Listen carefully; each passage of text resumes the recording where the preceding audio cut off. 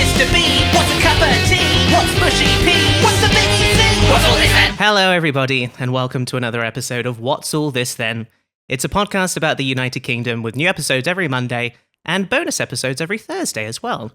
In the most recent episode of What's All This Then Finest, we did another edition of Two Birds Cinema Club, and we talked about the movie Bean, the 1997 movie Bean, in which Mr. Bean goes to Hollywood, you have to watch the episode or listen to it if you want to find out what we thought. And of course, you can watch the episodes now with the new Watch All This Then tier, too. So be sure to go over to the Patreon if you want to subscribe to that, maybe even watch this episode if you'd like to. But today on the show, we've got a cracking episode for you, lad. A What's All This Then? All about us, Gromit. And they've got Matt Apodaca as a guest. He's a Ardman to book. Hey, Gromit. Aha!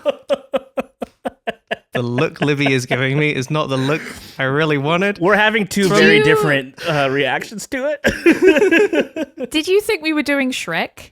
Oh, no. That's my favorite thing to do, to take the wind out of somebody's impression real quick, and be like, okay, now do it like the person you were trying to do.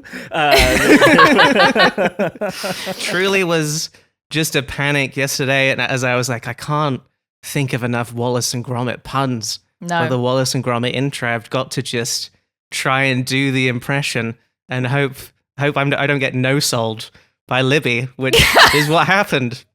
Anyway, I'm Charlotte McDonnell. I'm joined as always by my wonderful co-host. It's Libby Watson. It's Libby the bitch Watson, and she's horrid, and she's in a foul mood, isn't she? Ooh, she's so nasty.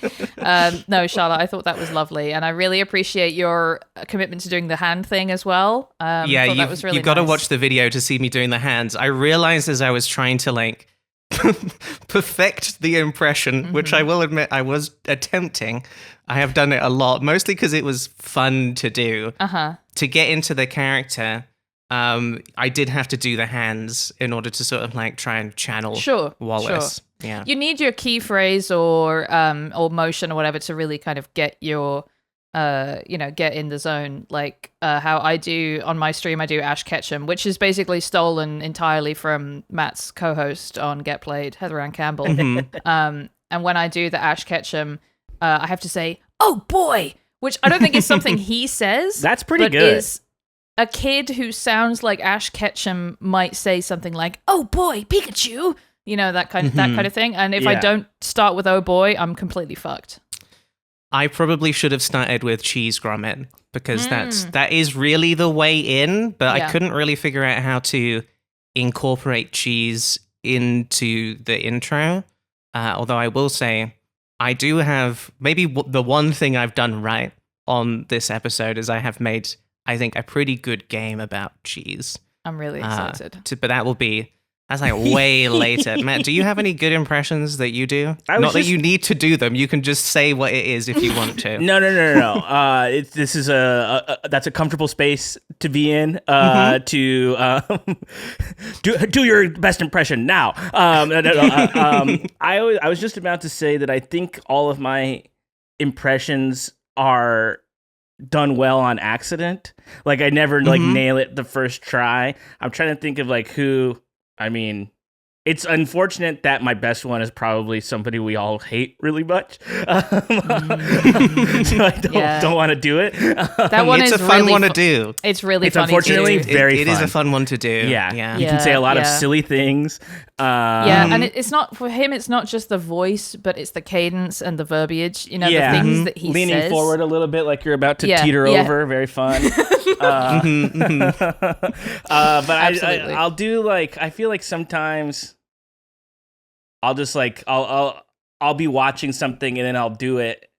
I'll hear it and then I'll be like, oh, I think I can do it, and then I'll try it and they'll be like, oh, that was good enough, and then when called upon, can never do it again. And then if I offer it, if I offer it, I'll be like, oh, watch me do this, then it's complete rubbish, as it were. Yes, that good pull. I'm just trying to be a good boy. I'm just trying to be good. That's a great guest already, and I'm being a horrible co-host because, as you kind of implied there. You really are vulnerable when you're going out there on a limb and doing an impression. And what I did was aim my sniper rifle at the bird on the branch there and go pop, pop, pop, and take it down, even though it really wasn't a bad impression at all. I just thought it was interesting how it did to me sound a little more Scottish than Northern. I mean, I was really trying, and it is kind of embarrassing to me how happy it made me when you said it was pretty good. I loved it. I thought it was great. And because Okay, I cool. mean, but there's like a nuance there, right? Where like to Libby, maybe it does sound a little bit a certain way, Northern, but I don't have the refined ear palette for it. So I wouldn't know the difference much, right. which is offensive in its own right. It's not. Sure. It's not at all. I completely understand. And the longer I've said this before, but the longer I'm here, the more I am like that, and the more I'm getting confused about which British accents are which, and forgetting. But I will never forget what a Northern accent sounds like, because my family is from there, so it's deeply ingrained. Yeah, and I do think I feel like the Scottish accent. Now I want to really try and do Wallace in a Scottish accent to sort of see the difference. Scottish is hard. Scottish is really, really hard. And it's one that you hear done badly a lot because of Shrek. Yes. And Austin Right, Powers yes. with Fat Bastard as well. Man. So Americans for sure. are exposed to a lot of Scottish accents that they then, in their sweet puppy-like foolhardy ways, go, I can do that. And they can't. They can't. In what's the movie too? So I Married an Axe Murderer too. Yes. Mike Myers' first foray into multiple characters. Him playing his Scottish father. Which Yes. I'm like, Charlotte, why would he do it? Because he's always like, I'm from, like, my family's from Liverpool. He's always like talking about that, but then he's never. He's always doing. He's reaching outside of his lived experience, unfortunately. Right. He clearly just thinks a Scottish accent is funny, and he's right. It is. It's Charlotte, pretty have you seen So I Married an Axe Murderer? I have not. No, but maybe because we are peek behind the curtain, hopefully going to do an episode about Austin Powers in the not too distant future. Maybe I should watch that. I'm as sitting here now preparation for that episode, and I'm wondering why I didn't suggest that we do that, because I talk about Austin Powers all the time. I'm always thinking about him. And I think of him as a singular man, by the way. I don't think about the movies. I think about the man. Yes. That's who the movies are based on. The real man. The real man. I can tell you that it is the episode after yours is Okay, Austin great. Powers. Yes. So I blew you will it. get to hear it very soon. Good. There's some very important content about I'm sure we'll talk about it that I will send you. Thank God. I love that movie. I watched it for the first time last year, and I guess for my husband it was a big one that he watched a lot growing up. So it was nice to finally have references for when he would say "Sweet Harriet," and I'd be like, "What are you fucking talking? Who's Harriet?" And now I understand. But I actually really love the Scottish father, Mike Myers. A quote in our house: if somebody was in front of the the TV, he's always yelling at the younger son to get out in front of the TV because he has big orange hair, and he said that his head looks like an orange on a toothpick. And we used to say that all the time because it made us laugh. I had no frame. I think when I was young and I had gone through the Austin Powers movies and then also Wayne's World, I was just like, I need more Mike Myers in my life. And then found that at like a Hollywood Video and rented it and was like, oh, this is great. This is like a really funny, like, I don't know, sort of like dark comedy. It's very different than all his other movies, which is, because then he gets a little crazy with it. That one's like a more normal movie. Mm-hmm. Yeah, absolutely. Was Austin Powers like an early exposure to British stuff for you? Yeah, I guess I would say so, because I'm trying to think of if there was anything like before that, but that would have been like the most mainstream like British thing I would have seen probably at that point. And then, obviously he's maybe not representing it faithfully, but I see. He might be taking some creative liberties with it, which I didn't realize until much later, of course. And maybe there was the episode of Friends where they go to London, and Joey keeps saying, "I'm in London, baby," you know? Yes. But yeah, not much. I didn't get that much of it when I was young. It was not until I was a little older that I got to experience other. And then I'm sure I'm forgetting something, and then maybe unknowingly something was English that I didn't realize at the time. But yeah, that was certainly an earlier one for me, and I love it. I still think about. I mean, one of my first. You remember in the first. The first 2 weeks of COVID when we thought it was going to be over by then, and I was like, okay, when am I going to ever get this time to just like chill out and like relax a little bit? So on a single day, I watched all 3 Austin Powers back to back to back. Wow. And was like, this rocks. I love this. This is great. And then it proceeded to go on for 2.5 more years, probably. And then I was like bummed that I burned a good day so early on. Yeah. Well, Could and have you could spread that out. Yeah. You could have paced exactly. yourself. Yeah, you could have done one a year, basically. Yeah, and and an hour. Well, I guess they're not very long. They're like 90 minutes. So like an hour a day. Watch one and then half of one. What am I talking about? Could have organized the like Zoom call with all the friends where you encourage everyone to dress up as various Austin Powers characters. Yeah, that's right. You do the read along together. Everyone gets their own character and you read along for the script, which I'm bringing up because it is an actual experience of mine, not because we did Austin Powers, but we did do it for the movie Clue. I'm just now That's remembering. fun. That's really nice. That's Yeah. a great one to do. Yeah, what a fun movie to I was to so get to act out. anti-Zoom hangs, and I probably like needed it, like because I was like already working so much on Zoom and doing like a lot of this stuff like on Zoom. So like when anytime a friend was like, "Let's do like a Zoom hang," I'd be like, "I've been sitting here all day. No, like I can't do it. I can't." Yeah. And then I went insane. And now here you are. And now here I am.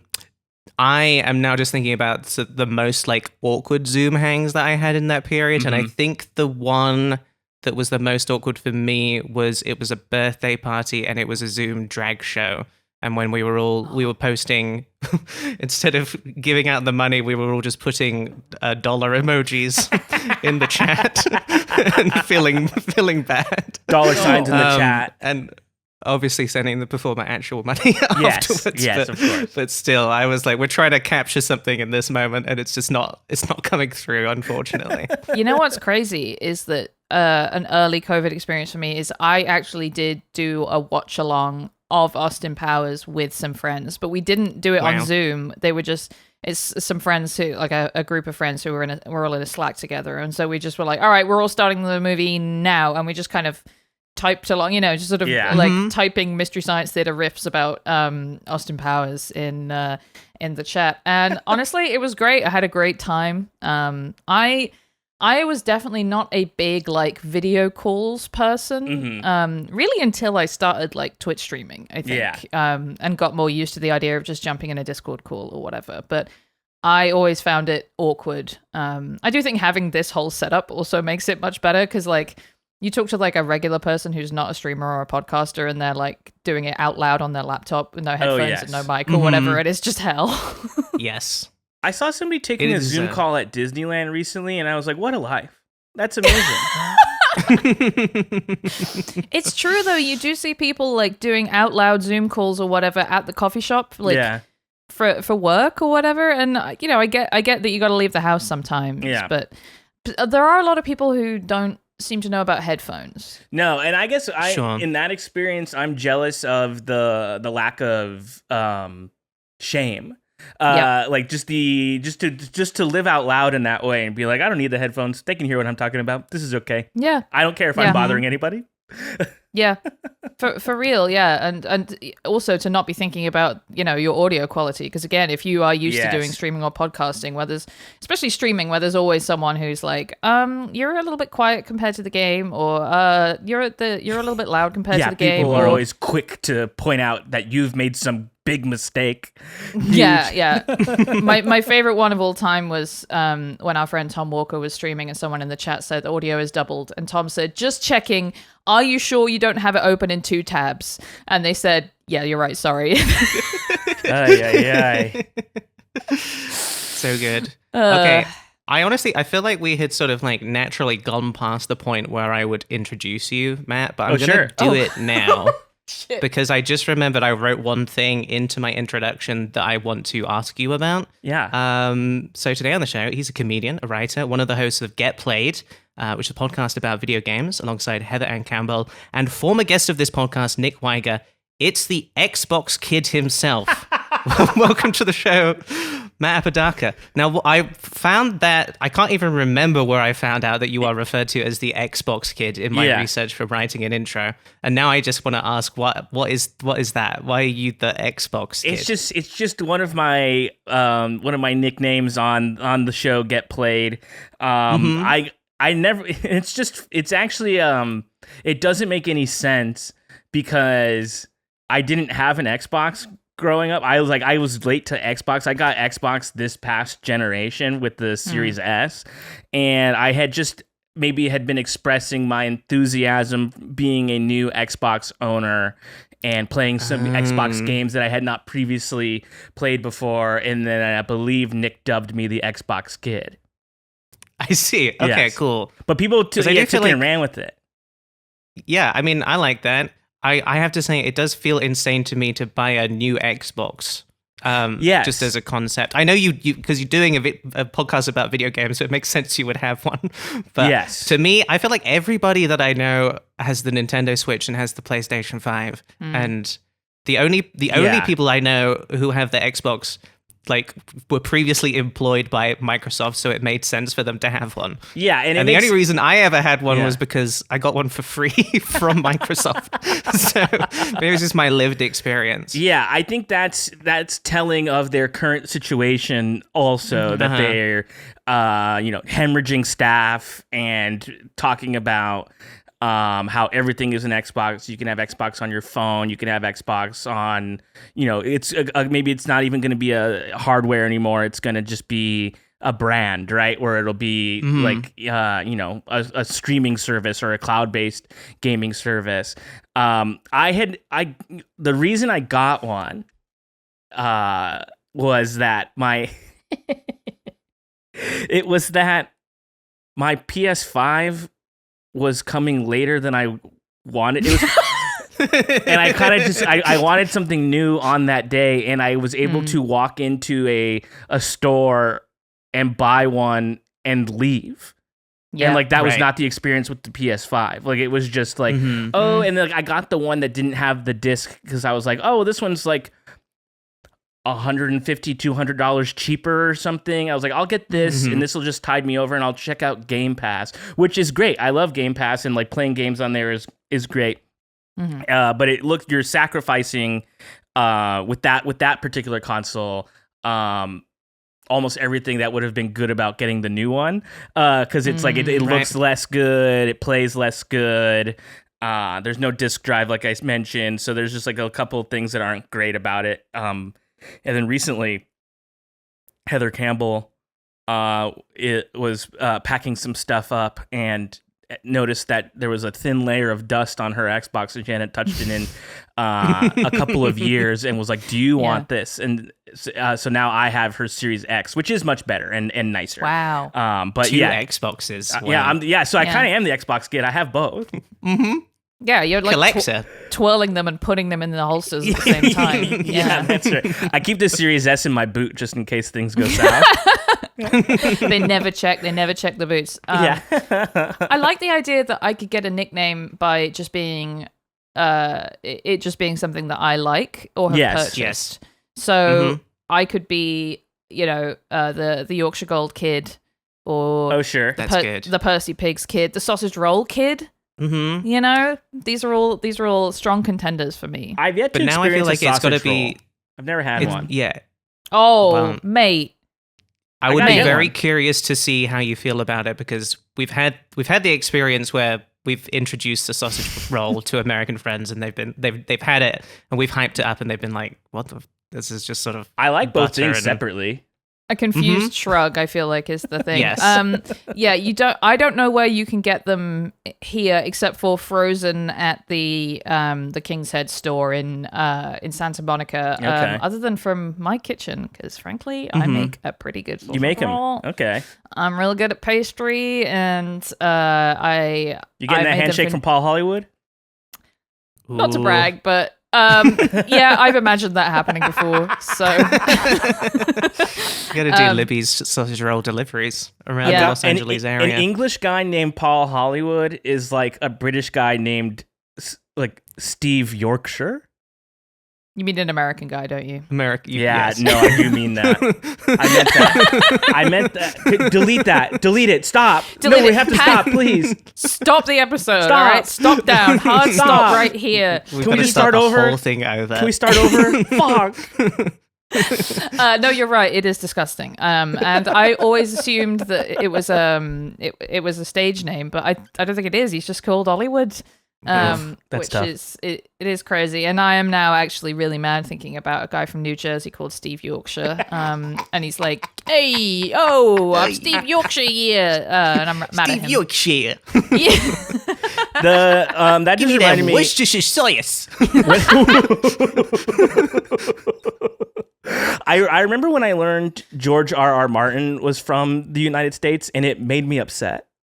Oh, yeah. Oh, He can't be right, walking 'cause around he's- looking like that. With the hat And his little the little books? flat caps. Yeah.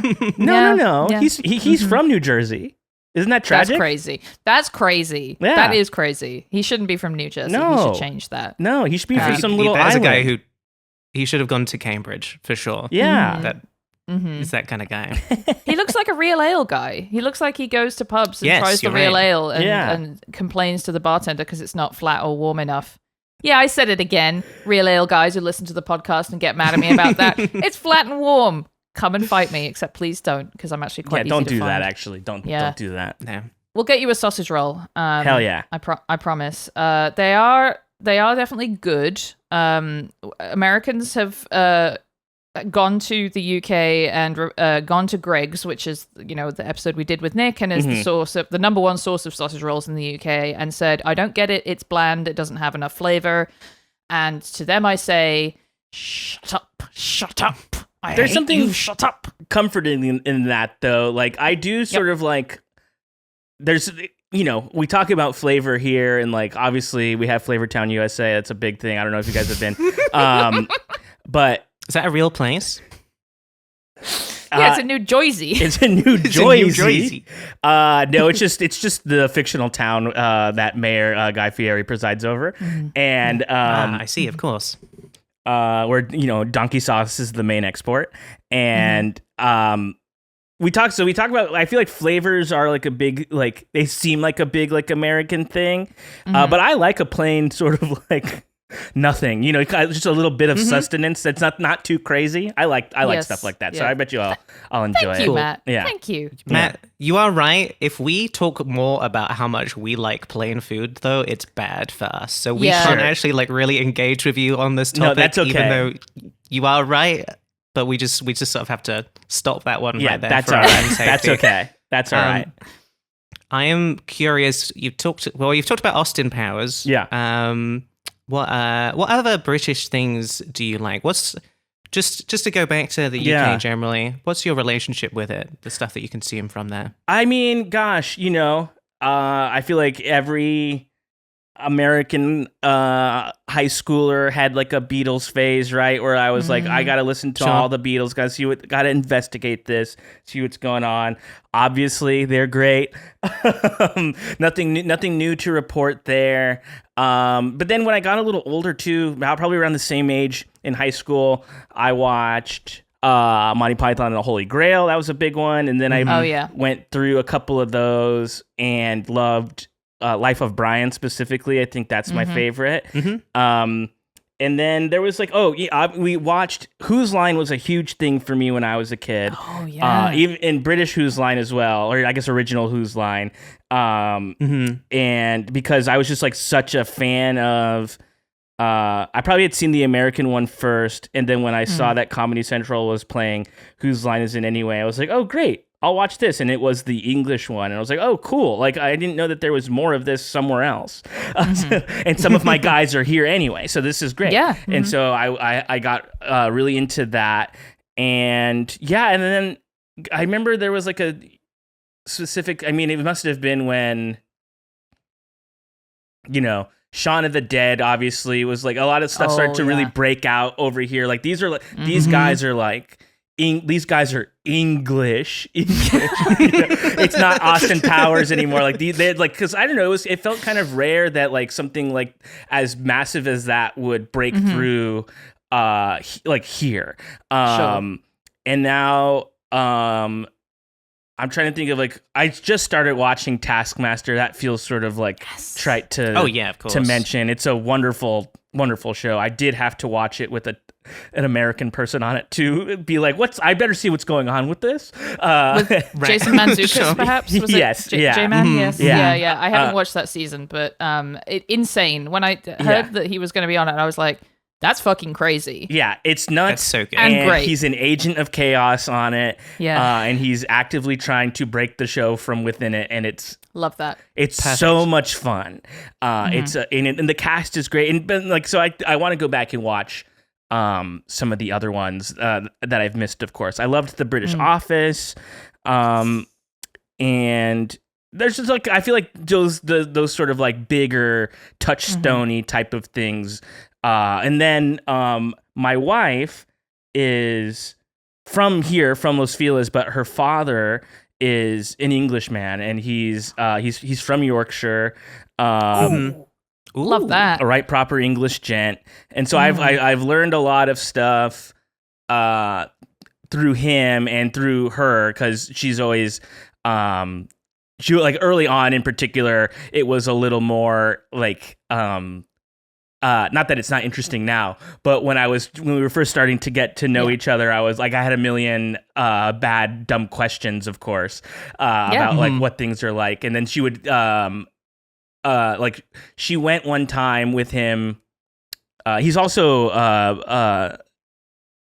86 years old, so he's had like a lot of different lives at this point. And now he's here, and she went with him one time back home to visit, and she's a dual citizen, and she brought me back some HP sauce, which was great, and I had never had that before. And that's some good. You want to talk about flavors real quick? Everyone's talking about food being plain. Have you had HP sauce? It's pretty fucking good. That's a good sauce. Really, really good. Yeah, Yes. absolutely. That's a great sauce. I enjoy a clotted cream. Okay, good. On a scone. Oh, he's ticking all the boxes, You're Charlotte. just like, it feels like you are like acing the test right now. Extra credit, student. Yeah. I don't know what the test is, but what else? You're What just else? getting so many marks. We like to take my English father-in-law to places around where we live in Silver Lake, just to get a fun reaction from him, just to see what he enjoys and doesn't enjoy. We took him to Magpies, which is a soft serve ice cream place. I go all the time. I go too much. It's so good. It's really great, but it's fallen down in my esteem. I still enjoy it, but there's just other ice cream. I'm back in on a hard scoop, I think. I think soft serve had a moment, and I'm back in on a hard scoop. Was this when Handles came to town? Handles kind of came in and was like, actually, we do things a little differently around here. We do the hard stuff here. Yeah, but we took Handles. him. We took him to Magpies just because he likes ice cream, and we're like, "Oh, this is like a new ice cream that you could try." And he just started laughing when he walked in, and I was like, "What's up?" And he goes, "This place is fucking ridiculous." He's right. He was like, "This place is so stupid." He's like, "There's not any." He's like, "They don't have." Because they had a bunch of crazy flavors that day too, and they only have two dairy flavors, like a sweet cream and a chocolate. And he was just like, I can't get anything and they normal. have the pies as well. Yes. They have the soft serve pies. They have the screens that you order on. It is absolutely a ridiculous modern place. I'm thinking of when we had Slow Puke on a few weeks ago, and she grew up in Lancashire and then moved over here, but her parents still live there, and they came to visit, and her dad's complaint about Toronto is there's too many bloody restaurants here. God forbid you have a place to eat. That's so funny. I know. It's wonderful. Well, you can impress your father-in-law next time you see him by saying that your friend Libby, her grandfather was from Weaverthorpe. So drop Weaverthorpe. Weaverthorpe, that'll be huge. Yeah. He'll be pogging like crazy. Yeah, no, he almost certainly he's not heard of it because it's a village of like 100 people in Yorkshire, but it's near to the town of Wetwang. Okay, that can't be. That's fake. That's real. That's so good. 100% real. I've probably got wet wang genes somewhere in my DNA, given the lineage. What was it? It's crazy. My mum is doing like a long distance walk right now. I'm trying to remember the name of it. Just like the name of just British stuff. Oh yeah, my mum is doing the walk called Offers Dyke right now. Look, very and she very can good. say that. I'm not gonna touch that. I'm not gonna touch that one. I'm not gonna touch it. No, Offers Dyke. Offer, I think, was some sort of Anglo-Saxon bloke, and he built a dike to stop Romans, maybe. I have a history degree, but that's as much as I remember. Let's just take a quick look at Offers Dyke because it is interesting. Oh yeah, it's the border between England and Wales. That's right. Named after Offa, the Anglo-Saxon king of Mercia from 757 to 796. Of course. So it's an anti-Welsh system. Wow. It's a system of defense against the Welsh. Wow. I have a lot. I'm just like things are coming to my yes. Because I during something else we did during the pandemic was my in-laws had all of their home videos digitized, so I had the experience of watching my wife's entire childhood, which is very strange. Yeah. But I've seen so much. Like I see, I think I've seen like video of her at like every age, wow. which is very sweet and very it was a lovely thing to do. Except when you hand the camera to the child. And it's just it's a disaster. It's a mess, and those like a Michael Bay watch. movie. Yeah, yes, yeah. With as much action too as you can imagine. But they spent a lot of time going to I believe it's called Bodilly, which is Bodilly. It's I looked it up just so I could have it in front of me. It's in Cornwall, small little farm area. Okay, this is your area of expertise. It's a hamlet. It's a hamlet in Cornwall. Thank you for the context. I mean, I just tried to Google Bodilly, and I tried spelling it the way that it sounds, and it's Wikipedia. I mean, sorry, Google is just giving me articles about Bo Diddley.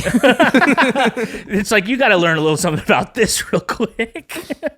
Okay, I don't know Bo Diddley. So for context, my dad lived in Cornwall and still does. Okay, he's in Newquay. Bo Diddley seems like a little too south. Newquay is on like the north side. So I like the Cornwall is my area of expertise just because I've been to one or two towns in Cornwall quite a lot. Yeah, it's a small area, no? So like it's small. And everything else around it is small, so like it kind of feels like if you would like know if you'd been probably. But to me, Cornwall is sort of the Llewellyn Village of the UK. Small, remote, beachy, fishing type people, a proud, fierce people. That's really good. That's a good. That really did put it into perspective for me. That is really nice. That's good. And they really have the one thing they do really well, which in Cornwall is the Cornish pasty. Yes. Oh. I've heard of this. I've not had it. Oh, I've had a mincemeat pie though. How about that? Oh, and well, there we go. You know what? I will say I appreciate it. It's not my favorite thing. You appreciate it, but I understand the need for it, and I understand the need. My hat's off. It's just tough when you come. We have like donuts here and stuff, and like. You could have like a bunch of sugar if I wanted, but you guys have this little fruit. I mean, honestly, a bowl of cereal would be great. It's true. It is from a different time, a time in which the only source of sugar was fruit. Yeah, and maybe honey, but maybe mostly fruit. So you got like you could forage the raisins that fell out of the king's of the king's castle or whatever, but you couldn't get your own. So it is. I have a soft spot for them, but I do appreciate that if I hadn't grown up with them, I'd be like, I'm probably just gonna have a Reese's cup. This is better. So I appreciate you trying them at least. My father-in-law will bake them, and he does this thing every New Year's. Well, he'll bake some of those, and then he'll send my wife outside. Do you know this? It's like he sends my wife outside with like whiskey and something to eat and like a piece of coal. And then and she has brown hair, so it's like a dark-haired child has to like come in on New Year's and give you something to light your home with, drink, and food. I have never heard of this, but that doesn't never in my life. No, that doesn't mean that your father-in-law made this up as a joke to piss you off. No, but it is a possibility. He's a very old man. It could just be before all of our times, and maybe even before your parents' times, even. It's like he does this every single year, and we do the Christmas crackers as well. We do that on Christmas, and I do like that. Okay, I have found it by Googling. Send a dark-haired child outside with coal. Yes, yeah. And I found that it's a tradition only in the north of England, so it makes sense that we wouldn't have known it, Charlotte, because we both grew up in the south of England. Yes. Yeah. In East Yorkshire. Okay, yeah. So he actually might have heard of Weaverthorpe, because Weaverthorpe also in the East Riding. Yeah. East Yorkshire, the first footer should be dark-haired. But according to the North York Moors, first footer should be fair-haired. It's called first foot. First foot. First foot. This is fascinating. I'd really never heard of this. It always makes me laugh because my wife never wants to go outside because she's like, I want to watch the ball drop. Yeah, absolutely. It's unfortunate for her that she's going to have to do that forever. Yeah. This is so interesting. Okay, the first foot should bring a selection of gifts for the household, which can include a silver coin, shortbread or a black bun. Never heard of a black bun. Salt, coal, and a drink, usually whiskey. Interesting. Well, that's really cool. It's so cool when the American guest brings us an English thing that we haven't heard of. Yes. Is that even a first for this podcast, maybe? I think so. Neither of us knew that. I mean, that's really good. It seems like it's just very regional, right? Like it's exactly. It's so specific to where he grew up. I'm going to ask my aunt if they ever did this growing up, because her, it's her father who was from the East Riding of Yorkshire, and so was my nan. So I'm sure she must at least have heard of some horrible family member doing this. Some absolute freak. Some fucking tosser making her go stand outside. Yeah. Anyway, speaking of strange things that British people do, shall we do our first segment? Yes, please. Sure. Tea's quite nice. What happened to Noel Edmonds? EastEnders. Bloody raining again. How do they make Scotch eggs? Did they finish Brexit or what? It's British Thought of the Week, everybody. It is, Charlotte. And Matt, do you happen to know if they finished Brexit or what?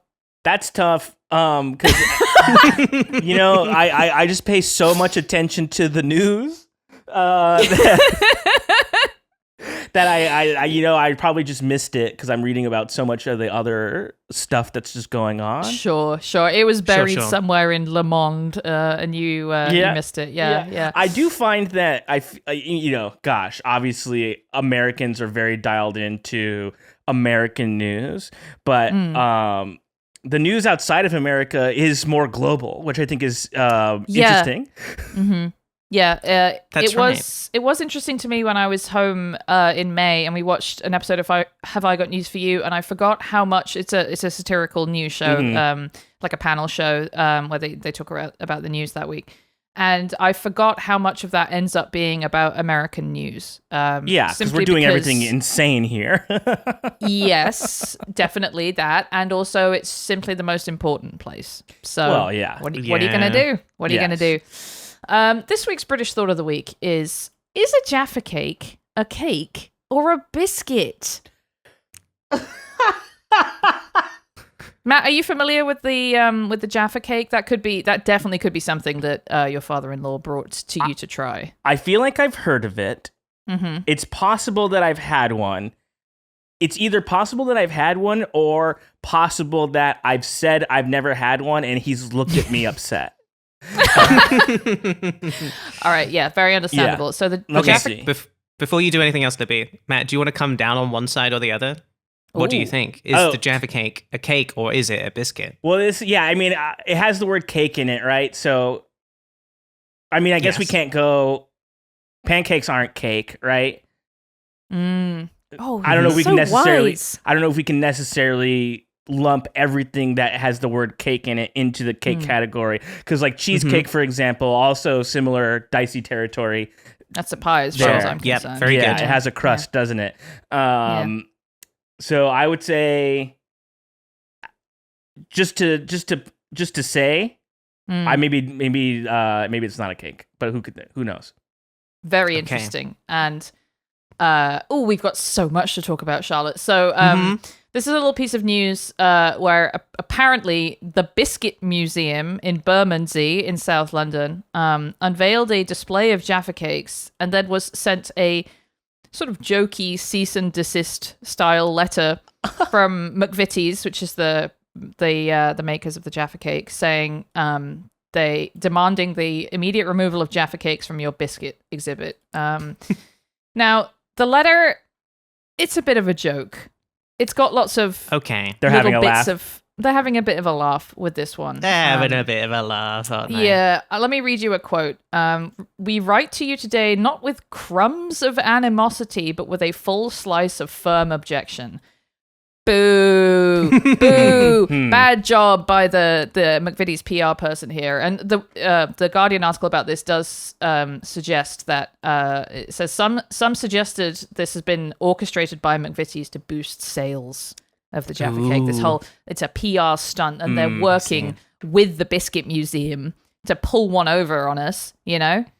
And they got us. We're talking about it. We're talking about it. But this debate goes back many years. In 1991, there was a case before the VAT board in the UK to determine whether a Jaffa Cake should be taxed as a cake or a biscuit, because a cake is considered a food. Sorry. Okay, cool. Yeah. And a biscuit?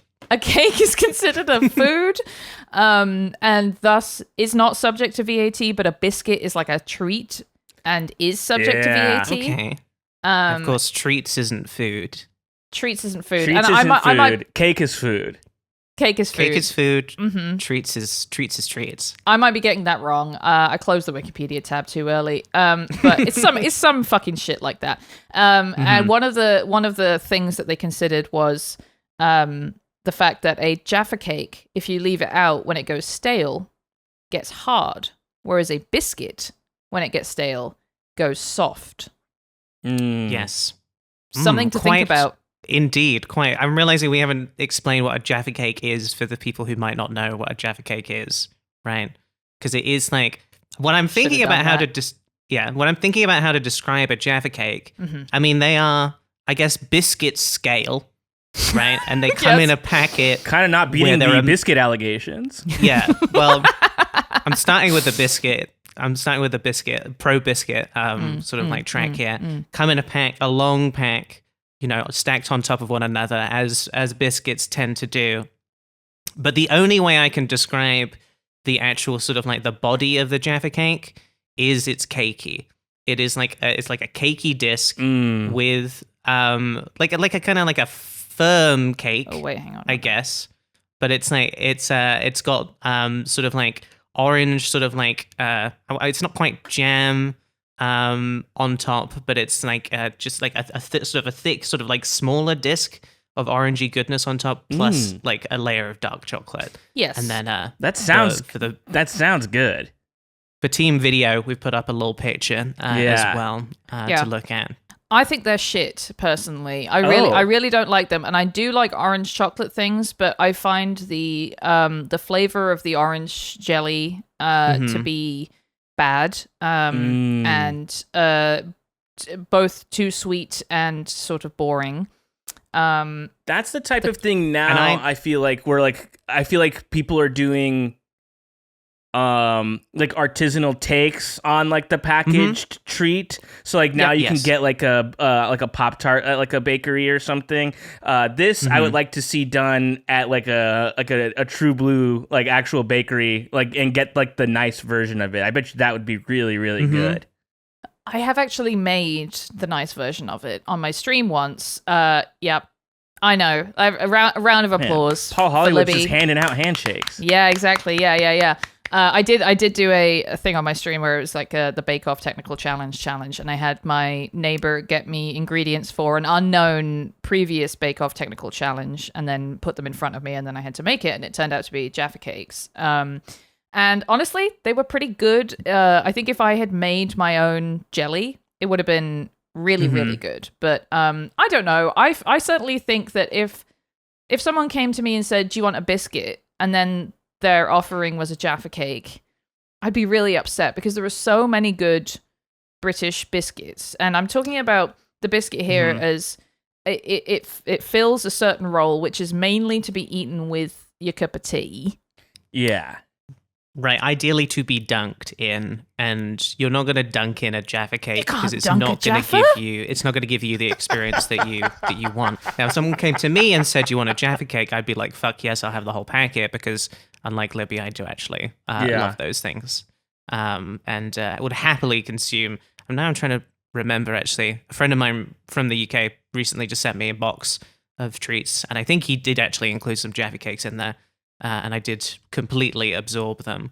One thing he didn't send me was any bourbon biscuits, though, which I would have enjoyed. Ooh. And I do need to. I'm bringing this up because the biscuit was the Biscuit Museum from the article Libby in Bermondsey, and I used to do a YouTube show, and our little office studio was in Bermondsey, in a place called the Biscuit Factory, which had been converted into offices. And it was the birthplace of the bourbon biscuit.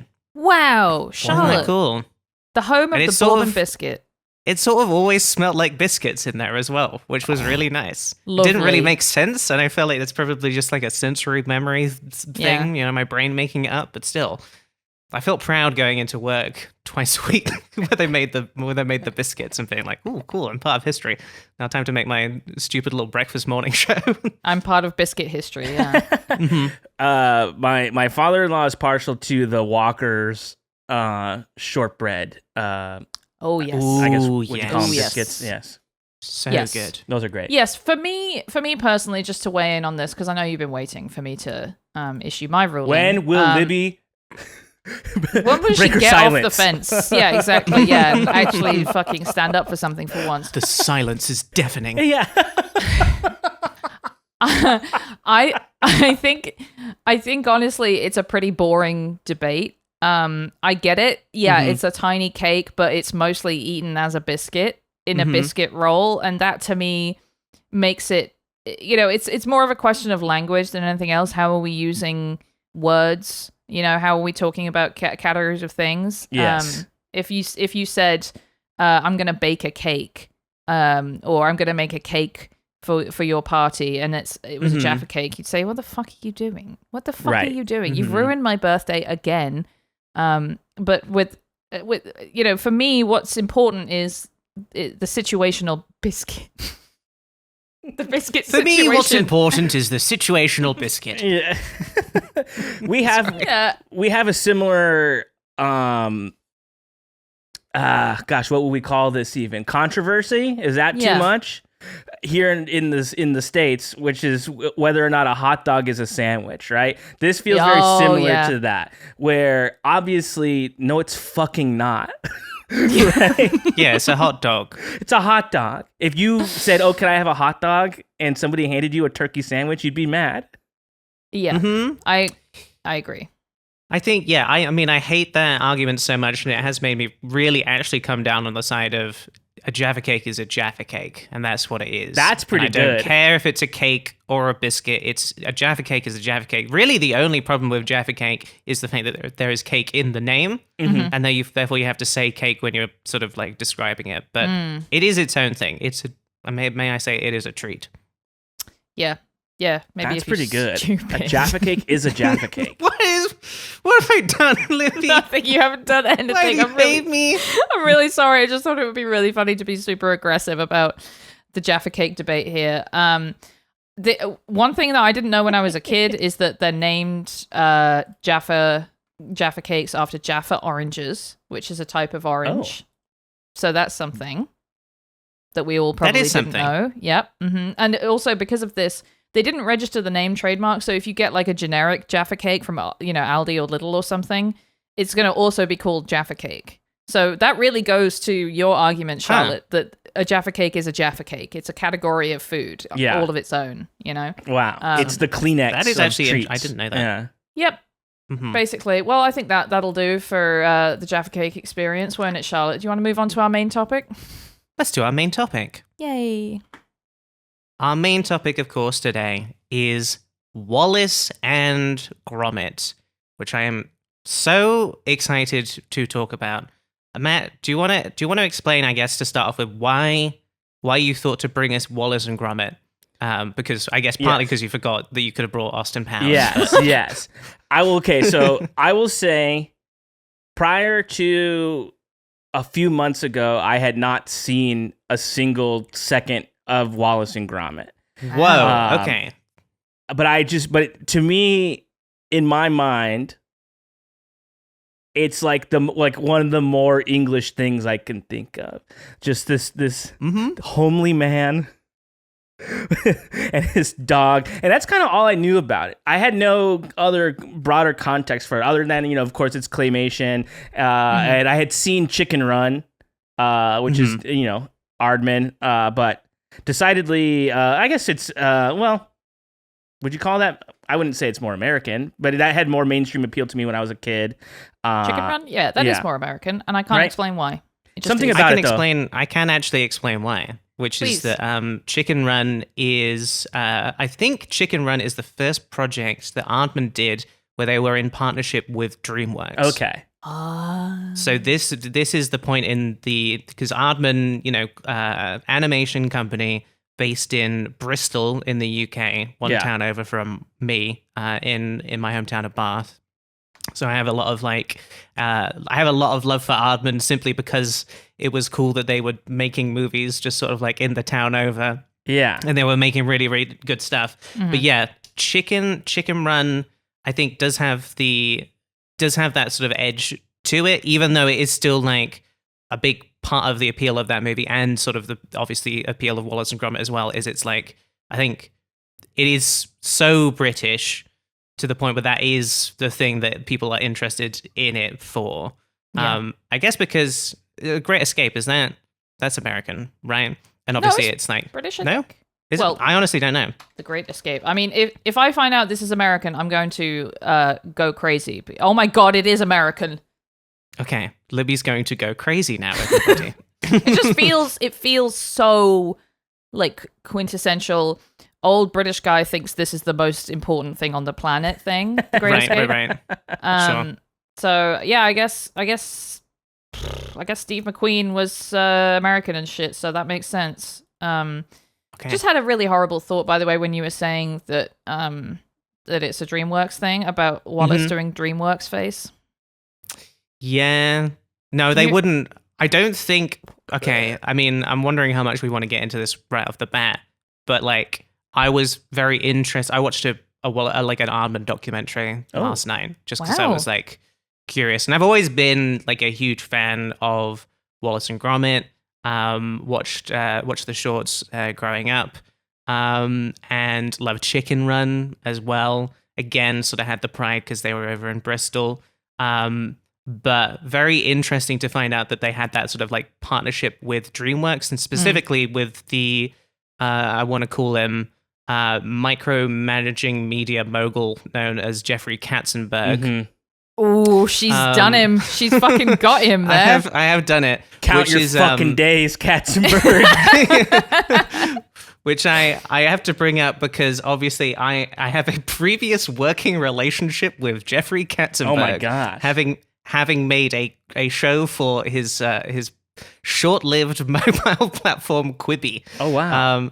So I was very very interested to see what the people what the like relationship was like with the people at Ardman between them and him, and it's very clear based on the documentary I watched, which if memory serves is called like A Grand Night In, as a reference to A Grand Day Out, which is the first Wallace and Gromit short.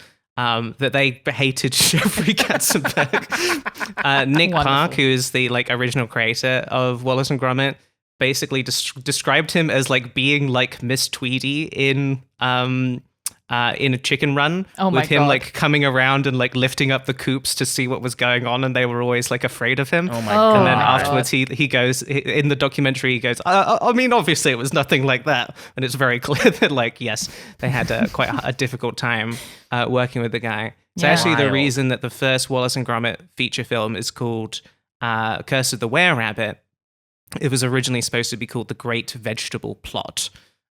Which is a really good name, I think. That's really good. The sort of like American like film sensibility of, well, vegetables don't test well because children don't like it, so we've got to go Michelle Obama. Yeah, exactly.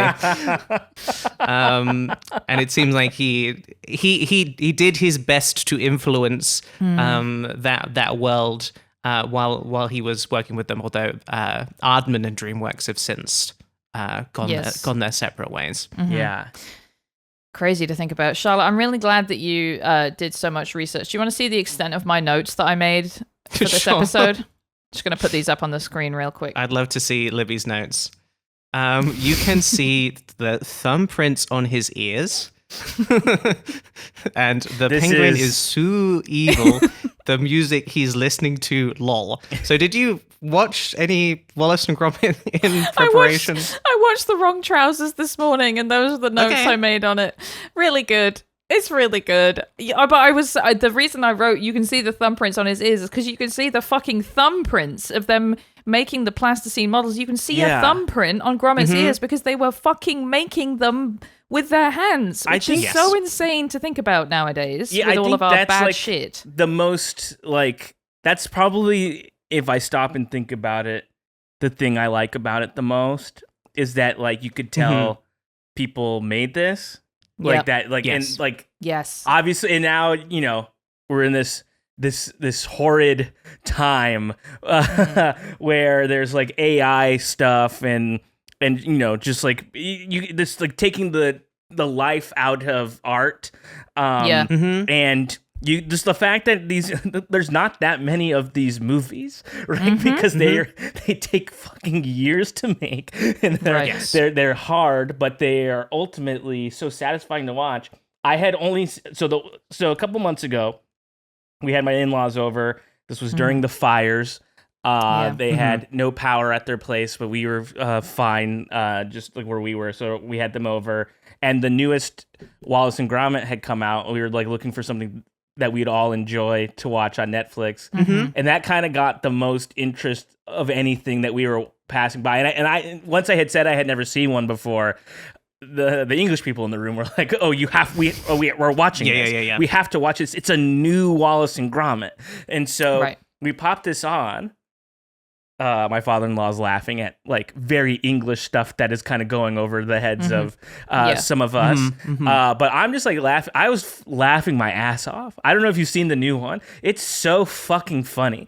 And it's about AI. It's about how you cannot, that we should not be making like robots and things like that to automize certain daily tasks and things like that, and it fucking rules. It is so good and so funny, and I had never seen Feathers McGraw before in my life. I had heard tale of this man, that he's quite evil, and I was like, how, my naive American ass. All of like the Wallace and Gromits to come in on first, the only one I think of all of them that is like a direct sequel to another Wallace and Gromit really is really surprising. Yeah, I think because this is Feathers McGraw, the penguin, who's in the wrong trousers originally. And like I just watched Vengeance Most Foul, which is the new one, just last night, because I was like, I was like, I don't need to do any research into today's topic. It's Wallace and Gromit. I'll be fine. But then I was like, okay, well, I actually haven't seen the most recent one, so I should do that. And there is made me cry multiple times. Extremely funny. Amazing sequence at the end. Because the thing about the wrong trousers, the thing that is like most memorable about that is the train chase at the end of the movie. In particular, the bit where the bit I love so much, where they because it's just like it's a train chase inside of a living room with a model train, and the track runs out, and then Gromit grabs some track and starts putting it down as quickly as possible. But I think they've always been trying to sort of like recapture that, and so they have a canal boat chase at the end of the most recent one. It's great, which is really, really good, and ends with them like over an aqueduct with a canal boat, like falling off the aqueduct, and then like having like a completely inexplicable like huge Michael Bay explosion as it falls to the road below, which is also really, really good. But the AI bit is very funny, because Wallace, obviously he's like an inventor, which I didn't know. He's like, I would have been way on these sooner, because I think as a kid, if the plot of a movie or TV show centered around an inventor, I was like, I'm in. That's great. I love inventors. There's endless possibilities for fun. That's Back to the Future is a great example. Honey, I Shrunk Thee. Yeah, exactly. Absolutely. I am absolutely going to watch this movie, because whenever a new like reboot or addition to an old series comes out, it takes a lot to convince me that it's good to watch, because I'm a little bit of a twat and a purist about this stuff. Like I don't like to think about Simpsons after season 10. I got kind of pissy at Twin Peaks: The Return, even, which everyone else loved. But hearing you two talk about this, yes, I am absolutely going to watch it, and especially knowing that Feathers McGraw is in it, because I think he is the funniest little guy that maybe I have ever seen. There's a moment in the beginning that is one of the funniest you want to things talk about the prison? Yes, go ahead. Just keep in mind, I had no other context for this guy before. All it was like when we're getting introduced to him, my wife and my father-in-law are like, he's a bad guy. Like, you have to know he's really bad. One, he's a little penguin. Two, the opening shot of him is doing little pull-ups in his little jail cell. His jail cell. I have to say, before that, there's also a bit where they put him in like handcuffs, but because his like wings are just like pure, just like little curves. It would be so easy just to like slide them off, but he's still like walking with his little handcuffs into his prison cell. My wife, which of course is the zoo. Yes, of course, it's the zoo. His jail is of course the zoo, because he's a little penguin. Of course. My wife, during this recent I guess we'll call it the Labubu craze, was like, I got to get a Feathers McGraw, and that's where I'm gonna zag. I want a Feathers McGraw keychain on my bag instead of a Labubu. Matt, we've been trying to find one. You have once again nailed it, because I googled Feathers McGraw, and then it gave me this website called Tokyo Otaku Mode. Oh wow! And they have this little Feathers McGraw ultra detail figure. Now I'm not a figurines type person. I don't like having little toys around in the house because they feel wasteful to me in a way that I can't explain. I would be, if this wasn't out of stock, I would be going our friend Luke Taylor mode on this and just emptying my whole bank account on this on as many really of these as I could get. It's so good. He's such a funny character. Good. He's so funny, and Matt, have you seen The Wrong Trousers? I have not. No, so this is like I'm on this like crusade to watch all of the Wallace and Gromit material that I can, because I do understand them to be important to the English canon.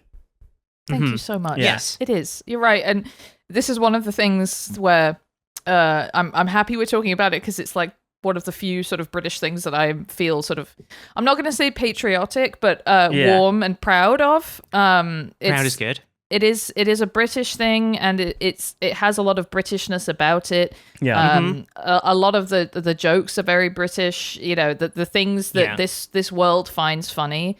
You know, primarily I think the fact that Wallace is a bit of a tit and Gromit is the one who, you know, is smart. That's always funny. You know? Yes. When you have a smart dog and a dumb guy. And that's just fun at any age, probably, too, right? Like, you're just like, when you see a dog being funny, you're like, this rocks. This is like the funniest shit I've ever seen in my life. Yes. And like, I wish I had grown up with it, because I've had so much of my life now without it, and it's it would have been nice to have it when I was a kid and have this sort of like this base knowledge. Because I remember being on a trip with my wife in like the mountains over here near like Lake Arrowhead, and we pulled up on this cabin that had like a full on sort of like, there was a Wallace, there was a Gromit, there was a Shaun the Sheep, like standees outside of their place.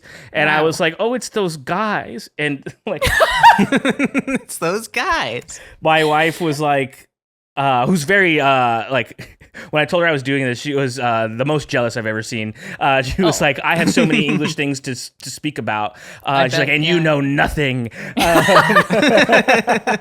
But she then schooled me on who those guys were and how much she had seen them and how they're how important they were to her and her dad and stuff. And then she showed me, this is popping into my head, deep aside, this short based on a book about Father Christmas where he's kind of a grumpy guy. I believe it's called Father Christmas, and he like goes on vacation and everyone's like bothering him, and he's like, are you Santa? And he's like, oh man. And then he goes to like from place to place. Is this an Ardman thing or not? This is not Ardman. It's like an animated 2D thing. Okay, Charlotte, this is Raymond Briggs. So if you watch The Snowman growing up, as I did every single Christmas and cried every single Christmas. Yeah. That's right, Charlotte. Well done. Yes. Well done. We're walking in the air. It's that one. Yeah. I do remember there also being a Father Christmas show, but it wasn't as, what's the word? Sort of iconic. Damn. Raymond Briggs only died in 2022. He was around a long Would ass you have time. preferred it be sooner? What's the... oh man, only recently? What would the ideal year be, Libby, that he would die? Never. You had to pick one. No, I want the man who made the snowman to live forever, of course. That's another sort of iconic British animation for sure. Is that style of the snowman of Father Christmas? Yeah. Wonderful. I'm really excited for you to watch The Wrong Trousers, because I actually did not grow up with Wallace and Gromit, really. Wow. I think they showed it at school once, like, you know, it was like the end of term or whatever, and they were just like, you know, shut the fuck up and watch Wallace and Gromit for a while. So I definitely saw it, but I had a VHS as a kid of the Creature Comforts short, which was something that the Ardman team made, I think, in the 80s. Matt, are you familiar with this? It's all these animals in the zoo, and it's the same animation style. I don't think so. Let me see. I'm pulling it up right now. So this is Nick Park as well. Nick Park, who originally created Wallace and Gromit. and it is still, I think, one of the like best like concepts, honestly, just for like a thing, like which is like we're gonna interview real people who sort of seem like they are trapped in their lives in some way and animate them as if they are animals in a zoo. That's genius. That's so good. It's so smart. Nick Park won an Oscar. This was his first Oscar, was for Creature Comforts, in I think animated short. He beat himself because A Grand Day Out was also nominated. Wow. But yeah, I also this I guess Morph as well, another Ardman thing I really loved when I was growing up. But Creature Comforts is so good. Yeah, let me just play a little bit out of it. Sound running when you're ready. Oh, well, the zoos are very important to animals. They're a bit like homes, like nursing homes for poor animals. Oh my gosh. People like Polar bear on the left. Yeah. Animals which are dead, people in the wild don't have much to eat. They kill their own people to have Oh my something god. to eat. Oh, it's very good. Very good. Very comfortable, you know. Well looked after, and it's in a nice position. There's something about it. They just look so cute too. Like Yes. there's just an inherent wholesomeness to their appearance. Like their eyes are so sweet seeming for some reason. Yes. And Yes. I'm very I don't know. I'm just so moved by them. I love them. Yes, absolutely. Yes. I Yeah, watched yeah, this yeah. over and over, Yeah. and I also felt very moved by them. The fact that they are real people talking about real Yeah. stuff is part of it, but also just the lifelikeness, especially of the little polar bear family, really got me because it's it's a dad and two kids, and the way that he manages to like translate really complicated human expressions into little bits of plasticine. It's just unbelievable. I also just wanted to show the clip of this bit because I think it's a really classic little Ardman type joke. Because the animals that are in the circus have to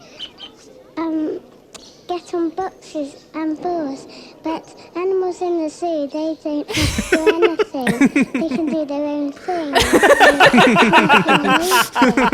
Yeah, the pulling off the beak. It's so good. Yeah, pulling the beak like it's a party hat or whatever. It's it's amazing. Yeah, I had this VHS that had this, and then it had a bunch of other Ardman stuff on it. Like it just had this animation that he did of a Nina Simone song with this like sexy cat singing it, which I'm now really? I'm now makes me sound like a furry, but I'm not. And it's okay if you are. And it's okay if you are, but I'm personally not. It's just amazing. And I watched it over and over. Mum and I would quote little bits from the Creature Comforts thing over and over again. It's just, I don't know. It's like the subtlety of it, I think, is just really, really wonderful. Is this? Go with me on this for a second. Yep. Let's hear it. Ardman, English. We can agree. Mm-hmm. We can all agree on that. The Muppets, American. And they kind of occupy the same sort of, yes, like, I don't know, they're beloved to me in the same way, kind of. Okay. From the different camps, I think. I'm with you. I think Wallace and Gromit is. I know the Muppets obviously went everywhere though. And that you Yeah, guys yeah, probably and it's also grew up obviously watching not- Muppets and liked it.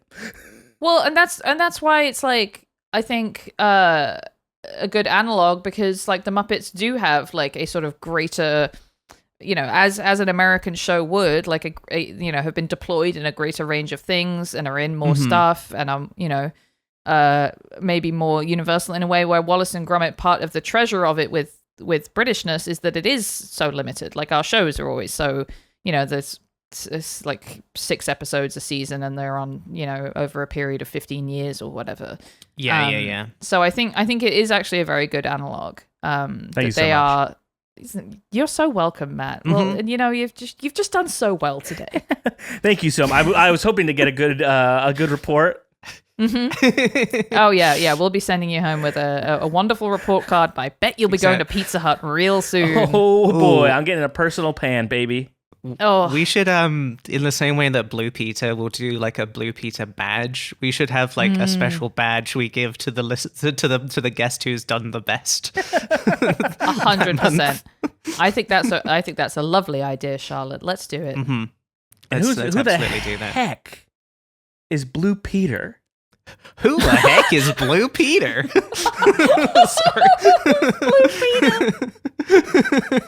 That's really good. Some kind of blue guy. Blue guy.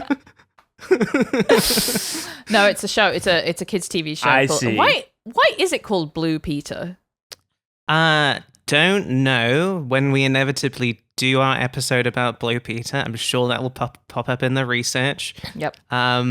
Just a show that we watched as kids, and they did a thing where they would, if you like wrote in, they could give you like a little Blue Peter badge, or went on the show. Got it. Like special badges if if someone came on and they did something like really good for the environment, you might get the green Blue Peter badge, like like that sort of thing. Yeah. Wish they had something like that here, incentivizing people to take care of the environment. Yeah. Unheard of in the States. It's very Mario Sunshine, isn't it? You Yeah. know? Like just directing kids to care about the environment. Go Do clean your up this bit. gunk. Yeah, go clean up this Yeah. gunk. But actually, the game sucks, so you're not Thank going to have fun doing you. it somehow. Thank you. It sucks, right? It's really bad. I'm sure if I had grown up playing it, I would be Yeah. like, this is great, but playing it now sucks. Yeah, I tried playing it again, like, because I got the Super Mario 3D All Stars or whatever when it came out, where right. it was the pack of Mario 64, Sunshine, and Galaxy, and I played through it. I did beat it, but it was really quite grueling and unpleasant to do so. Because the music's great and the setting is great and everything. They had all they had all of the things that they needed to make a good game, and they just didn't because the camera sucks. Yeah. So what are you gonna do? What are you going to do? It really was the sort of like the 3D Mario that you played while you were waiting for the next one, because it was the one that you had. And Yes. in a world in which like Odyssey exists, it's like difficult to go back to that. Go back to the one with the guy who like spurts the water and all of that Yeah, stuff. Flood. it's very much Flood. Yeah, stupid. It's very much the Skyward Sword of the 3D Mario series. You know, the bridge. Sure. Yeah. Yeah. Do you have more on Wallace and Gromit? Because I got nothing. Sure. No, I mean, I would love to talk more and more about Wallace and Gromit. Specifically, I want to talk about. Okay, well, I guess one thing I'd like to do for you, Matt, is sort of give you the running order of the stuff that you should watch next. Okay. Oh, yes. Right. So if you've just watched A Vengeance Most Foul, then you should go back to The Wrong Trousers next. So give you context for Feathers McGraw, because that one is so good. I will say I really liked the new one, and I think you should still watch it, Libby. There is something for me. There is like a pure Ardman essence, sort of like missing for me from it. I'm not I can't quite put my finger on why exactly. It's a new guy doing the voice too, right? Like it's like a new Wallace. It is, a new guy doing the voice. I think the new guy does a great job, because Peter Sallis, who was the original voice of Wallace, has since died. But he did that the whole time. He was the voice of Wallace, starting with A Grand Day Out. Okay. Back when, and again, this came up when I was watching this documentary last night, because I was not aware. I was like, I just thought of Wallace and Gromit as like an Ardman thing first, but Nick Park, creator of it, was just a guy in his, I don't know if it was just in his home, making Wallace and Gromit completely by himself for a significant part of it. Wow. And was like, he basically like contacted Peter Sallis and was like, can you be the voice of my animation I'm making? I'll give you like 50 quid to do it. And then, like 6 years later, finally like finishes the thing. I don't know how much exactly, but like a significant amount of that first Wallace and Gromit short was just made by him. And he was just a guy who was like a fan of Ardman at the time, because Ardman at that point, it's like their main character was Morph, who was like, Morph is like the kind of like purest, like claymation, like plasticine, like model character, because he's usually just like completely made by hand. He just looks like he's like the stick figure version of like a plasticine model, and kind of like he works in the same way that I think you would animate, at least how I animated, like did claymation with plasticine just like by myself with my computer, which is like this, it might turn into a guy and then might turn into a cat, and just like he's morphing. He's sort of changing between like different things. But like loved Morph growing up. So Nick Park was like just saw that and was a fan of it, and then I got in touch with Ardman and they helped him finish the A Grand Day Out. But originally, and I don't know why it is so touching to me that Wallace and Gromit was a big part of it, was just made by one guy alone. Yeah. To me, that is so lovely and pure for a thing that has like had such a long lasting like impact.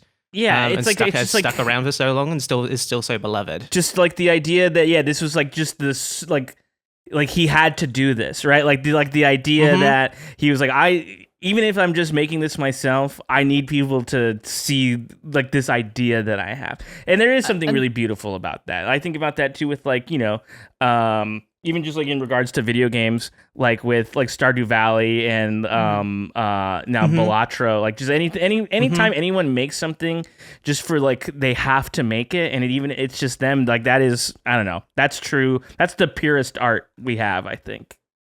Yes, you've sort of undermined the point that I was going to make, which is that now because of the internet, guys like that are pouring all their energy into like maintaining the Dragon Ball Z wiki. But people do still make stuff. You're right, actually, that's true. They do make stuff, and we it's need nice. those wikis updated. We need them. We need the wikis updated. I need to know the various weaknesses of all the different Bloodborne bosses. Okay, I need to know which ones are weak to fire. I need to know which ones are weak to bolts. I love to be on a website and just see 1,000 ads before I can see the thing that I'm looking for. I love that too. I think that's actually so a really good, important part of viewing information, is I must be forced to view an ad first. But no, you're right. That is extremely special, and I think I don't know, Charlotte, because I haven't seen the new one, but I wonder if maybe are there technological advances that have made the new one seem less good because it is simply too easy to make it now compared to Guy in his living room? I wouldn't say easy to make, but I would say more polished than it has ever been. And it's like, it really is like a double-edged sword with Wallace and Gromit, because like you said before, so much of the charm of it comes from the fact that you can see the like fingerprints on the models. Just because they are plasticine. They're lovely. Which I feel like even with like a lot of stop motion, like now, like I'm thinking of like the stuff like Coraline or like the other stuff from like Leica, they don't use plasticine. They will have just like kind of more solid models and like change like the like face plates out and stuff like that. It's like quite a different technique.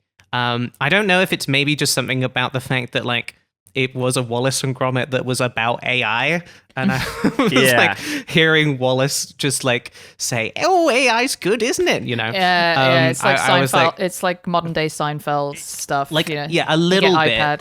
Yeah. And I want to say like I still had a great time with it. It still has a lot of that like still like classic charm. And it kind of, it's not quite this, but it felt like a little bit Toy Story 4-y to me, where I was like, okay, has this thing sort of like outlived itself? Like, are we beyond the point of having good stuff? Do we need to sort of keep bringing out Wallace and Gromit again and again? And it's, okay, they've actually made a good movie here. Yeah. And it's a miracle, and thank God they did, but please don't try it again. Right. Because there is like it's a Netflix movie too, right? So like there's like that sort of like there's that to contend with, and it's also like then these companies. Oh, don't get me fucking started. These companies will then make a movie that's like, like AI is bad or whatever. Like we have to learn this lesson that AI is bad, but then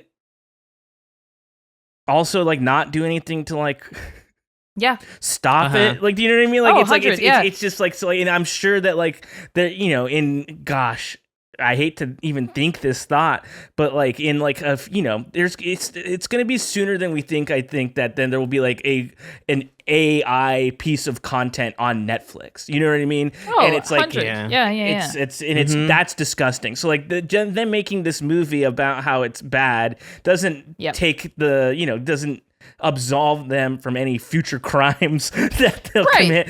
Yes. They'll be doing that as soon as it is possible for them to replace writers with AI. They will absolutely be doing that. And I was also just thinking, like, you know, obviously stop motion is inherently something that you can't do with AI, but I wouldn't be surprised if, you know, like a few months ago when everyone was posting the like AI Studio Ghibli stuff. Yes. Yeah. I feel like there is some guy out there being like, oh, I'll just put into AI, make me a cartoon that looks like Wallace and Gromit or whatever, you know? Yeah, and for sure. You know, getting the computer to do all the work, and it'll look like shit, you know? Like the thumbprint that the AI does is an extra leg or whatever, you know? Yeah, that was like such an interesting time when that was happening because with the Studio Ghibli thing, because they had released, you know, re-released Princess Mononoke in theaters in 4K IMAX, and I went to go see it, and I was just like, I would have probably cried anyway because the movie is wonderful, but I had like tears in my eyes just like from the sheer majesty of the artistry of it, and was just like, how could anybody fucking like sit at their computer and be okay with this? Like, and like, it's just like, it's such a bummer. But yeah, I hoped if there was ever if whoever thinks about putting that prompt in to make a Wallace and Gromit looking AI, better watch your back for the rest of your days. You better watch your back, buddy. Yeah, we're gonna the Xbox kid's gonna come and get you. Yeah, or Xbox guess kid's what? coming for you. The Xbox kid's gonna give you the red ring of death, pal. Yes! Yes, let's go. Yes. But so far we've recommended the wrong trousers. So far, I've recommended the wrong trousers because I guess where I wanted to give that context because I was saying you've watched a really good Wallace and Gromit film, but you definitely have not seen sort of like the best of it. Got it. And I do think, I think part of it does come down to the fact that it's always nice to watch something where you can just like clearly feel the effort that has gone into it. That's just like that's why I love animation so much. And can like typically have like favor like hand-drawn animation or like stop motion because again it just like has that feeling to it. Yeah. More so not than the feeling that people are having watching our podcast. Yes, exactly. Well, this is also painstakingly animated. Yes, we look totally different. This is not. I don't look anything like this. I'm just a voice. It's been really difficult, actually, for me to get used to the fact that I could just make a bunch of crap and just put it out there, just like on a regular basis, because I'm such a perfectionist. Yeah. And doing this podcast has actually been really good for me, just to sort of like release, just like, you know, to do something shit twice a week and just like poop it out and be like, that's good enough. Look, we just have to put one out. Like it doesn't have to be good; it just has to go out. You know. Thanks so much for listening to the podcast, everybody. Yeah, we like it. We do try a little bit. Wrong Trousers is really good. You should do that one next. And then I think Close Shave after that one, which is the one that they released right afterwards. I think those are the best. Then just go chronologically after that. And whenever you are like, I love Wallace and Gromit more than life itself, then you can go back and look at A Grand Day Out, because it is like kind of separate. Because Nick Park made so much of that one just like by himself. You can really see the thumbprints on that one. It's like, you know, it's way more rough around the edges, and I think a charming way for like the first one, but it's still like, it's, you know, it's, I love Elden Ring, and now I have to go back and play Dark Souls 1, and I'm like, okay, this is a bit more clunky than the others, but it's still so good. It's the Tracy Ullman Simpsons shorts version of it. Sure, yeah, exactly. Boy, we're going to church. Frosty chocolate milkshakes. What we haven't talked about at all that we maybe should touch upon is that one of the thing that I love the most about Ardman, the thing we've talked so much about, the stop motion, the handmade feel, the actual effort, they have multiple times been like, fuck that shit, we're going to make a CG film. Libby, have you ever seen Flushed Away? No. Oh, yes. I forgot about Flushed Away. Yeah. Flushed Away, this was, again, I think this was the kiss of death for Ardman's relationship with DreamWorks. Mm-hmm. It was their first attempt at making a CG film. And the characters still have, I want to call it the Ardman face, or like the Wallace and Gromit face. Like it's recognizable. I haven't watched Flushed Away in quite a long time. But it's like, they were doing what the best they could with well, now we've got a computer so we can have more characters and like bigger scenes and stuff, and we don't have to worry about actually making this shit. But I would say it's fine, but I think it kind of ultimately like bombed. Unfortunately, they've also made Arthur Christmas as well, which is another CG movie. That one, honestly, is interesting with that one because it looks more like a generic CG animated movie. Like they don't really look like Ardman characters. But again, like I haven't seen that. So they've like dipped into that world and not had much success with it. Right. The other thing about Ardman as well is that they like have attempted on multiple occasions to make stuff that like gets outside of the world of Chicken Run, which is extremely successful, right? Yeah. Yeah. And they did make a sequel to that, and Wallace and Gromit. But those really, in terms of feature stuff, are the big ones. Like Shaun the Sheep is one of their most successful characters as well, obviously a spin-off of Wallace and Gromit. But the thing about that is that one has like a ton of success because it is like for kids, and they specifically do like the show doesn't have any like voice lines in it at all. It has the same like thing we were talking about with Mr. Bean, Libby, where it's like it's a silent comedy, and so it can just like travel around the world, and they don't need to worry about like translations and stuff, and everyone can enjoy it. Yeah. Maybe I'm like harshing on Shaun the Sheep's vibe too much, but I'm like, I look at that one and I'm like, well, I tried to watch some of it. I remember like as like an adult fan of Ardman, and I was like, well, this is unfortunately just for kids, and that's that's fine. To me, Shaun the Sheep is a kid's backpack to me. For sure. It's like this is made to sell pencil cases and toys and stuff. Yeah. It does seem like it's for babies. Yeah, exactly. Yeah, and to be, it doesn't have the, I don't know, the weirdness of Wallace and Gromit. But sure. And that's fine. I want Nick Park to get his bag for sure. He deserves his bag more than anybody. But yeah, I mean, I think it seems like an issue with Ardman right now is that they don't have any choice other than to get their bag by sort of bringing out the characters that they are best known for, and have had not been able to. Sort of they did a feature film called Pirates in an Adventure with Scientists, which I will admit the title just sort of put me off, and I never went to watch that one. They did another one sort of like set in the Stone Age, which I think like significantly flopped for them and did like really, really badly. So it does seem like Ardman, from what I can tell, is maybe not in like survival mode, but play it safe mode now, I guess. So it makes sense that they'll probably still be putting most of their effort into, we're going to make a Wallace and Gromit film that's going to come out on the BBC on Christmas Day. Real quick, just talking about Shaun the Sheep being for babies and being a backpack, because it's so on the nose, I couldn't not show it. I have to show you one of the reasons Shaun the Sheep is so popular. This is I'm showing a picture of Baby Spice from the Spice Girls with her Shaun the Sheep Labubu bag. of his day. I know. Yeah, he's giving Labubu for real. This is Lisa and Labubu all over again. I have to say, this look is a slay, though. It is really good. This is good. Yeah, this is good. She's done it. She's Baby Spice, and she's doing it brilliantly. It is for babies, and it's unfortunately it's for just literally true. for Baby Spice. It is literally for babies. Yes, exactly. Yeah.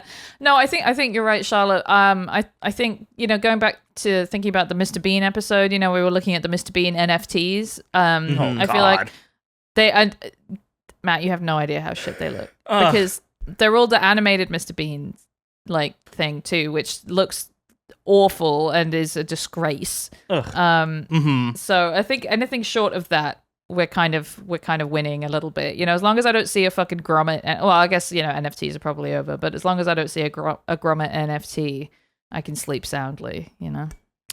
Yeah, and they definitely like, it's not beyond. It's like not beyond Ardman to do like lots of advertising shit. Yeah, right. yeah. That was like. I mean, they're an animation like studio. Like Yeah. that's, like was a lot of their bread and butter. They definitely have brought out Wallace and Gromit to do a lot of ads in the past.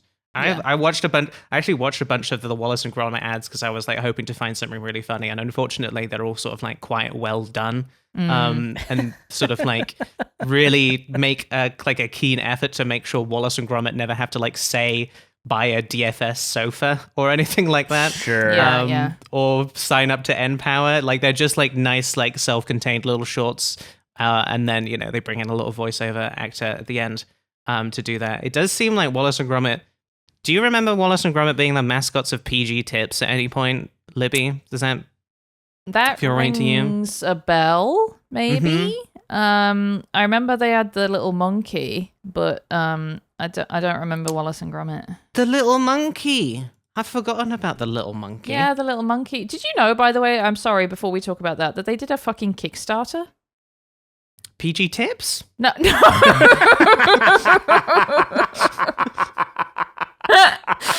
We want to bring Are out. they doing okay? No, we want to bring out like that. T2. We've invented T2, and we want to bring it out. No, Ardman. They did a. Judgment Day. Now we're talking. Now we're fucking talking. There we go. That's a fucking movie. They did a Kickstarter to fund a new Morph in 2013, which is very early for Kickstarter. I feel like 2013. That's a long ass time ago. I guess it was successful, but it is sort of crazy to think about. They couldn't get 75,000 quid.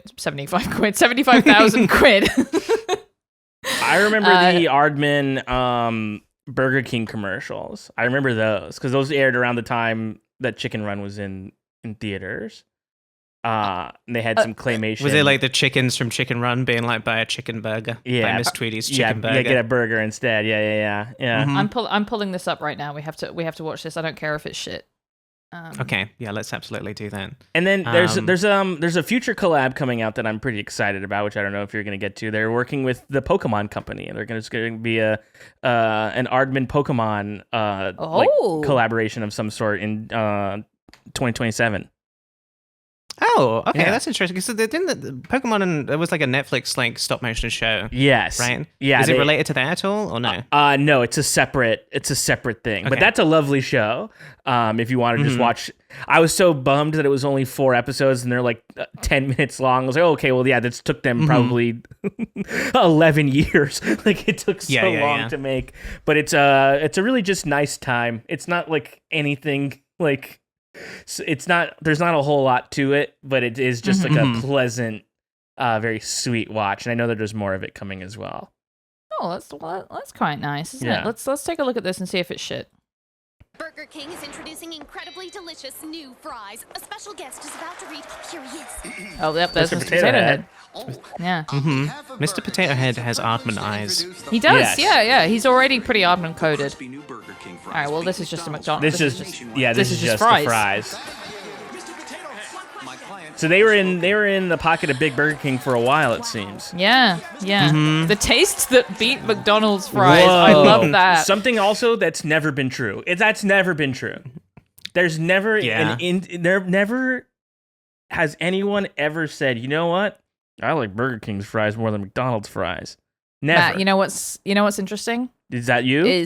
I have said this exact phrase to none other than our mutual friend, Nick Weiger. Oh my God. I went to BK once and I texted him. I was like, you know what? These are kind of fucking better than McDonald's fries. Now, would I stand by it? Would I put my hand on in the air and one on the Bible and one on my chest and say, yes, I think Burger King fries are overall better than McDonald's? I don't know. But in that moment, in that text, I did say it.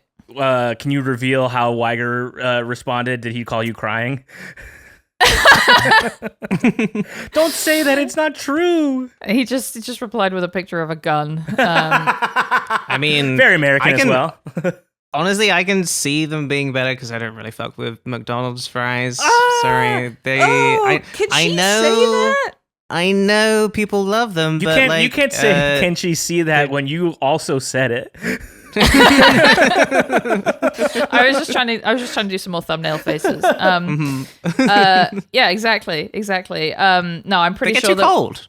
They too do cold get too they do quick. get- I know. Blah blah blah blah. That's so good if you eat them really hot, but like that's not what I want. I need to take them You don't home. ever want to be to enjoy. considering the time limit for which something is enjoyable while you're eating it. That's Exactly. That's tough. Yeah, I think this is partly because Charlotte hasn't had one of my favorite American experiences, which is driving out of the McDonald's drive-thru with a McDonald's Diet Coke in the beverage cup holder and a bag with French fries. And as you are driving, you are reaching into the bag and getting some hot, fresh French fries and shoving them in your mouth and thinking, I'm going to enjoy my McDonald's when I get home. Hooray, hooray. Yeah. Nah, I've had that, and I'm like, oh yeah, well, I guess these are better hot, but I also wish they were thicker.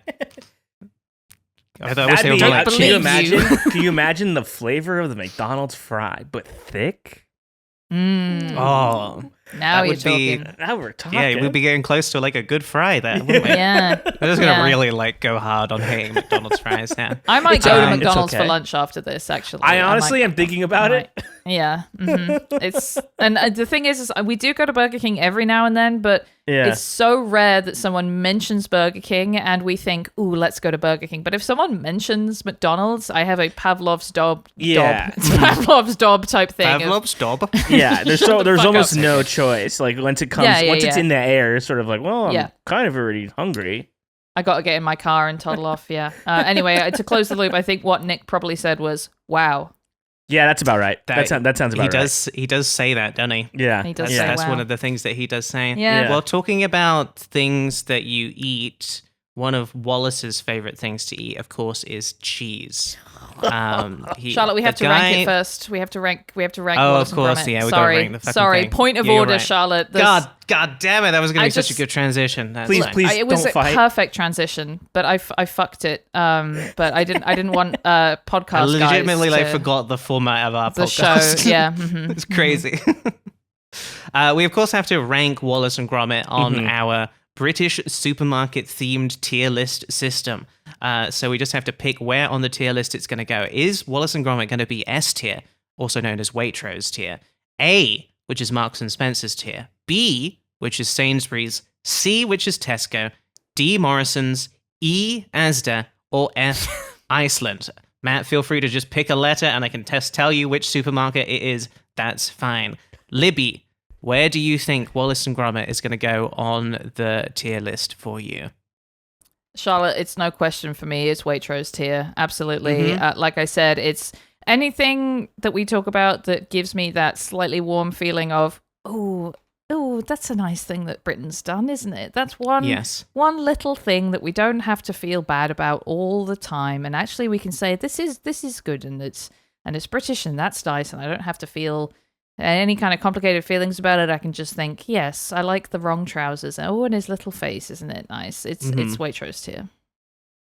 Gonna echo that, Libby. Wallace and Gromit, for me, 100% Waitrose tier. Again, when I was watching the Wallace and Gromit documentary last night and they talked about the fact that there was a fire that burned down a Ardman factory that held a lot of the stuff in their archive. I literally just started sobbing thinking about how much was lost in that fire, even though no one was hurt in it. So a lot of like the stuff from the original Wallace and Gromit shorts completely gone. Okay, a lot of like the storyboards from that stuff as well. Completely lost to time now because of that. And yeah, it really did make me sob. Go on, Libby.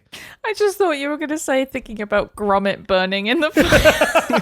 Thinking about poor little Gromit inside of his little box with His the very fire. It's too expressive hot. face. He's just melting away. Poor little Gromit melting. Poor Oh, thing. it's so sad. Yeah. It is no. really sad. But it's But okay. yeah, did actually make me cry. Yeah, very sad. And again, I think Nick Park is a national treasure. Legitimately, and that is not a title I'm gonna doll out with. Like I Almost a anyone lot of else, people who would consider there are a lot of people in the sort of UK sphere who are considered national treasures who I would not hand that out to, but I think Nick Park actually is one of those. Yeah. It is easy Waitrose here for me for sure. Love Wallace and Gromit. I'm gonna have to say it's pronounced Waitrose.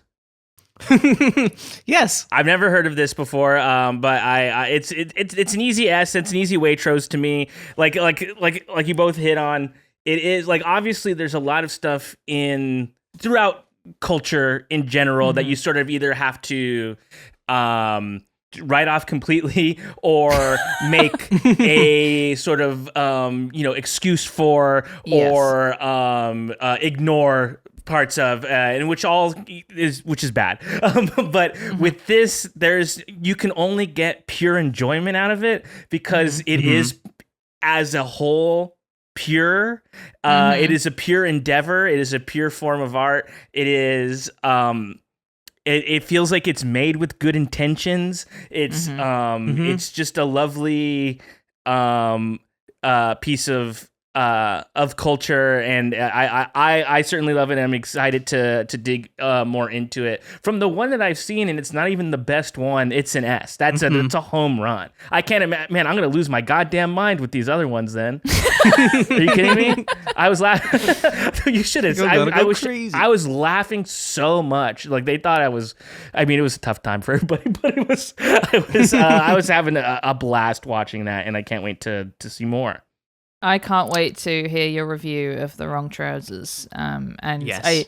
I do think it's funny because you were saying that you were watching it during the fires and really clinging onto it and getting maximum enjoyment out of it. And that, I think, is part of why I love Bloodborne so much, because I started playing that during the fires. And our friend Pat said that I trauma bonded with it. And I think I did. I sort of glommed onto Bloodborne, pouring all of my my soul into it. And I'm so glad I did. Anything that sort of like that you can just focus the the rest of your brain power on while something bad is happening is good. You. Yes. Yes. And speaking of being transported to a wonderful world, maybe we want to be transported to the wonderful world of Charlotte's game. It's the wonderful world of Charlotte's game. As we know, Wallace loves cheese, does he not? And one of the cheeses that Wallace loves the most in the world is, of course, Wensleydale. I actually can't remember if this gets brought up in A Vengeance Most Foul, so this might be completely new to you, Matt. But when I think of Wallace's favorite cheese, he loves Wensleydale so much, to the point it actually like ruins a potential relationship that he has in one of the shorts, because his love interest doesn't like cheese, and he just sits there going, I didn't know Wallace got down like that. I didn't know. I know. I was just thinking that. I was like, all right. Wallace got game? Shoot. Yeah. Or I guess he doesn't. But he does. Yeah. Actually, I think Vengeance Most Foul is maybe one of the only ones that he doesn't have a romance in. Wow. Come to think of it. But anyway, we're going to play my game, which is it's called Is It Wensleydale? And I'm going to show you a picture of cheese. So for the audio-only listeners, please describe the cheese, but obviously subscribe to Watch All This then if you want to see these cheeses for yourself. And all you have to do is tell me, is it Wensleydale? Charlotte, that's the game. You've done the frame with the little background and everything. I actually put some work into it. Again, I did like little. It's like the opening of every Wallace and Gromit, where it's like the little frames and it sort of like pans across them all. I put some effort into my slideshow for some reason. Okay. Also, what I'm going to do is I'm going to say if you don't think it's Wensleydale and you can tell me what kind of cheese it is, I'll give you an extra point. How about that? Libby, go ahead and tell me, is it Wensleydale? Okay. Well, I don't really know what Wensleydale is. In my head, it's probably quite like cheddar or red Leicester. So I'm going to say that that's not Wensleydale because that looks like a regular old proper Cathedral City mature cheddar to me. Matt, is it Wensleydale? I get maybe to split the difference. I'll say it is because I don't know what Wensleydale is, but so I can't say it is or isn't definitively. So I'll guess yes, it is. So key part of this game is I was hoping neither of you would really know what Wensleydale is. This is Wensleydale. Oh yes, that is 1 point to Matt. That's Wensleydale. Okay, here we go. Oh my god. Is it Wensleydale? Oh fuck me, Charlotte. These are all they all just look like cheddar. It looks really good, though. It looks like so good. I kind of get what Wallace is talking about. That previous one with the crags, and this one I can tell has a good sharpness to it. Well, I didn't think the last one was Wensleydale, and it was. And this one, I think it is Wensleydale, so I'm going to say it's not Wensleydale. Do you have a guess for what kind of cheese you think it is? If you don't have one, cheddar. Okay. It's cheddar cheese. Matt. What do you think? Is it Wensleydale? I'm racking my brain for types of cheese, because I honestly am thinking about. I don't think there's a cheese you could put in front of me that I would dislike. I I love any cheese, really. I once saw a post or something that was like, I'd eat a cheese that would kill me, and I think I'm in that zone. I'll just like put any cheese in front of me. I'm down for it. This, I don't think it is. And I can't name for some reason, all the cheese is falling out of my brain. Can't come up with one that it would be. Maybe that's fine. It's not. It's because the ones that I'm thinking of are more specific looking, and it's not the one I'm thinking of. It's not. Well, you can just say it's not if you can't think of another one. It's not. It's cheddar. That one actually was cheddar, so that's gonna be 1 point, Matt, and then 2 points for Libby because you did say cheddar. Wow. I Is said it cheddar. Wensleydale? That's not fucking No, Wensleydale. Give me a break. not. That's how dare you? That's a brie. It's some kind of soft cheese. It's some French bullshit. It's I think that's brie. Matt? Yeah, I also think it's a brie as well. Okay. It's camembert. Okay, Oh, now this I is actually wondered. deeply embarrassing. This is Okay. deeply embarrassing. Yeah. Would you say you camembert it? You cannot bear it. How embarrassing that, it Matt? is. I think Matt, would you say that? I think if I'm being honest, I cannot bear it. Thank you so much, can't- Matt. Thank you yeah. for saying you. I'm so embarrassed that I cannot bear it. Anyway, that's 1 point each. It's still a dead heat. Is it Wensleydale? Ooh, now this is interesting because maybe it's a Wensleydale that's got cranberries in it. Because we got a sort of spotty guy here. Looks like the one they sell at Trader Joe's. But no, I'm gonna say that this isn't Wensleydale. Ooh, I want to eat that little shortcake biscuit that they have there, the little round oatcake that looks really type good. fella. Mm-hmm. I want that. Good. I'm gonna say that's not Wensleydale. That's what's another kind of hard cheese that might have bits in it? The cheese with bits. Yeah, Cheese with bits. I think that's a cheese with bits, Charlotte. That's cheese with bits. Okay. Matt? I don't think it's a Wensleydale. But yeah, it looks good. I will say it looks good. All right. It's Wensleydale with cranberries. No, It the was double Wensleydale bluff. with cranberries. The No double points for that bluff. one. Yeah. I can't Is it bear it. Wensleydale? You camembert it. Camembert it. Now this is a brie if I've ever seen one. Well, I think actually that this isn't a brie. It is a rinded cheese, and it has that. Oh, this is so frustrating because it has. No, it's brie. Matt's right. It's brie. I've decided it's brie, even though I don't think brie has little tiny holes in it like I that. don't think Brie so tends either.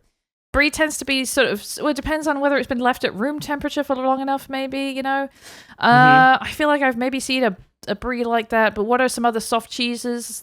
I buy one sometimes called Saint Andre because my mum used to like it. So I'm gonna say it's a Saint Andre. Matt? I think I'm gonna go with brie. I don't think it's not a Wensleydale choice. though. That's for sure. Good choice. It's a fucking Wensleydale. What? That's not what. It is a Wensleydale. You'll be surprised how much Wensleydale, for some reason, looks like lots of different kinds of cheeses. What's this? Is it Wensleydale? Oh my god! And it's got bloody apricots in it, and it's got a fascinating texture. That seems lovely. almost That like seems so good. Yeah, that texture right there, it almost looks like a scooped ice cream. You know when you scoop an ice cream and it's got the little cracks in it? Yes, Ooh, could be a funny you're right. prank to present like a present this with like a graham cracker crust and be like, look at this cheesecake I made you, and then it's That's actually exactly just right. kind of just cheese. That's good. Yeah. Mm-hmm. It's just cheese. I'm all right. I'm going to say it is Wensleydale, and it's got apricots in it. Okay. Good. Matt? So far, I've been so wrong about what is and isn't a Wensleydale.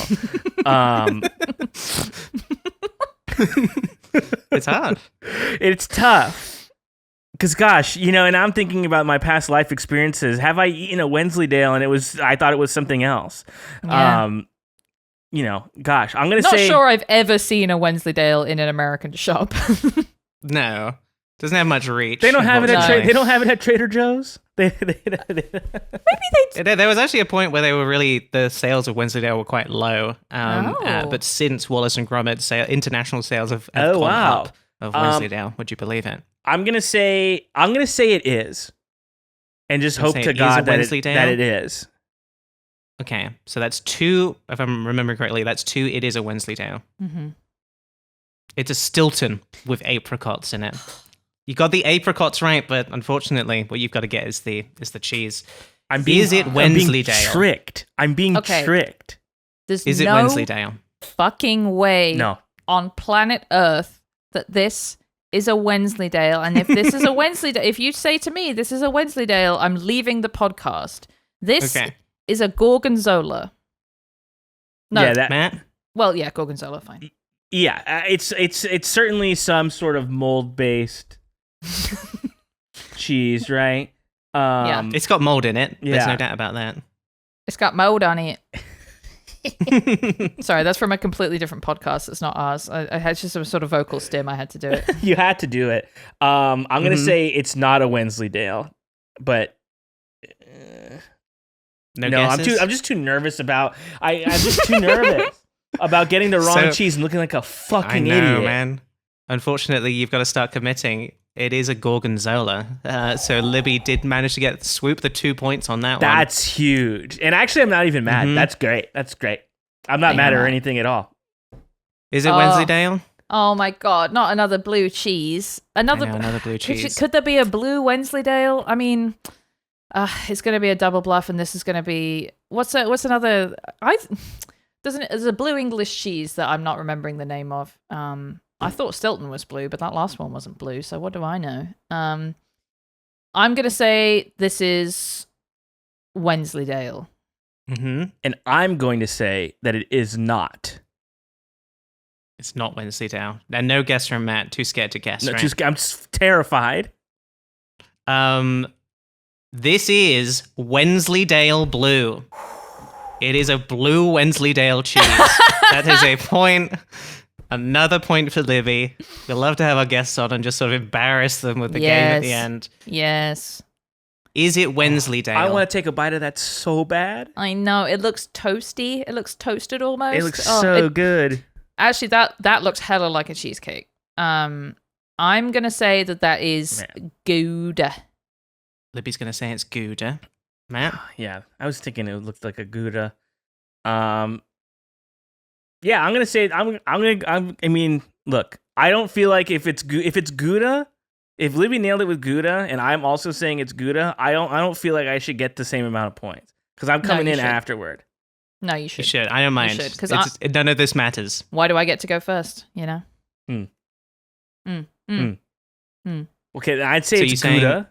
You saying Gouda? That's two for Gouda. It's a smoked Wensleydale. It is a smoked Wensleydale. No points for that one. Oh my God. What is this? Is it Wensleydale?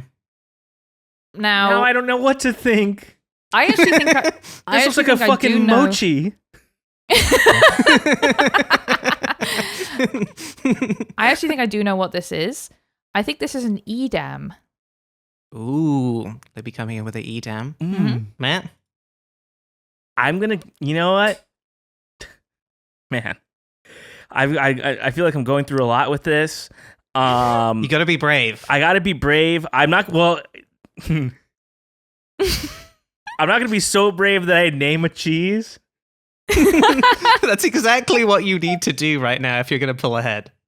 I think it's a Wensleydale, though. Oh, I think it's a Wensleydale. Okay. Yeah. This was a Gouda. No. The last one you thought was a Gouda, it was a Wensleydale. This was a Gouda. You had Gouda in the palm of your hand. I thought it was an Edam. I know. Is it Wensleydale? Oh, what is this shit? This is fake. This is fake. This is fucked. This is a cake. This isn't even a cheese at all. Yeah, where's Mikey Day? This is cake.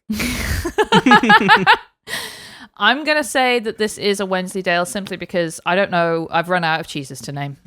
Run out of cheeses. Matt? I'm going to say it's not a Wensleydale. Something about it. I like to make a big declarative statement before it's revealed whether or not I'm correct or not. Something about it kind of just seems like it's not a Wensleydale to me. It's giving bad vibes, yeah. It is the Wallace and Gromit Wensleydale. It is the official Wensleydale made by the Wensleydale Creamery. Kidding me? It is Wallace and Gromit branded. So it was in fact a Wensleydale. Okay, last one. Is it Wensleydale? I mean, of course it is. This is Charlotte. This is okay. So I do know from having watched The Wrong Trousers earlier, he does eat cheese that isn't Wensleydale because he goes, "Ooh, I do like a bit of gorgonzola." So I'm gonna say that this isn't Wensleydale. And hell, maybe it's. I mean, it's not blue, obviously, so it's not gorgonzola. But I'll say gorgonzola because I just said it. I think is this Wensleydale? It has to be. Something has to go my way. It has to be. Mm-hmm. So for the listeners, this is a picture of Wallace, specifically an image of him from A Grand Day Out, where he goes to the moon because he's run out of cheese, and then he's like, well, the moon is made of cheese, so I'm going to make a spaceship and go to the moon and eat the moon. Funny solution. The moon is made of You cheese. should have just gone to Tesco. Anyway, it's a bit of clay, isn't it? Oh, Charlotte. It's just a bit of clay, isn't it? Oh, It's not Wensleydale, it's a bit of clay. It's The just prestige. Claymation. She's done Well, it, congratulations, Libby. You did win that. It was 9-4. No, I think it was closer than that. Absolutely huge. I think it was closer. I got my math wrong. It was 8-9. So close, Matt. With all of the cheeses that you suggested, such good cheeses. And you edited out. You edited out me saying all the cheese, all the different cheeses. That long cheese discussion we had about how many cheeses we know. I kind of just started rattling off a bunch of different cheeses. And then, exactly. So I can, it's just kind of was neither here nor there. So I can see why you made the decision to cut it. Oh, Matt, Anyway, thank you so much for coming on the show. Thanks for having so me. Kind of you. What would you like to plug? Oh, gosh. Well, you can follow me on social media. No, it's all right. God. Hey, Matt, be You're brave. allowed. Pretend it's a cheese. Now we're talking. On social media, my name, Matt Apodaca, exactly how it's spelled. And no funny business with that. I don't do any funny business with that. Quite right. And then you can check out Get Played, my video game podcast with past guest Nick Weiger and Heather Ann Campbell, and we talk about video games and such. And it's a great time. We also have a Patreon, patreon.com/getplayed, where we talk about anime and Nice. all sorts of other things. So yeah, check all that stuff out. Amazing. Wonderful. And if you're looking for a first episode to listen to, why don't you go back and listen to the one that I was on? That's right. Where we talked about Zelda. We did a Zelda item draft. Yeah, and, that's right. Ooh. I did really badly at it. Nobody Thank you so walked much. away. Nobody did great on that one. We were not You did covered in great. glory. You did no. great I because you're a did. great guest. Thank you so much. I did say that it was called the Game Boy Adventure instead of the Game Boy Advance, and my chat likes to remind me of that all the time. Wow. That is brutal. I would Never make a remind mistake you of that. online, ever. I'm definitely not filing that one away for the next time Libby calls me a dumb bitch for doing a good impression or something. Anyway, be sure to follow us on Blue Sky and on Instagram with What's All This Pod, and do support us on Patreon as well.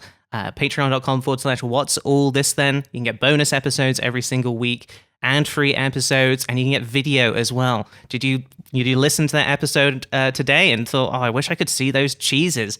You just got to subscribe to Watch All This Then. You can get video of every single episode. And then be sure to send us a letter as well. Have you got an idea for a British thought of the week? Have you had one yourself? Let us know. It's whatsallthispost@gmail.com.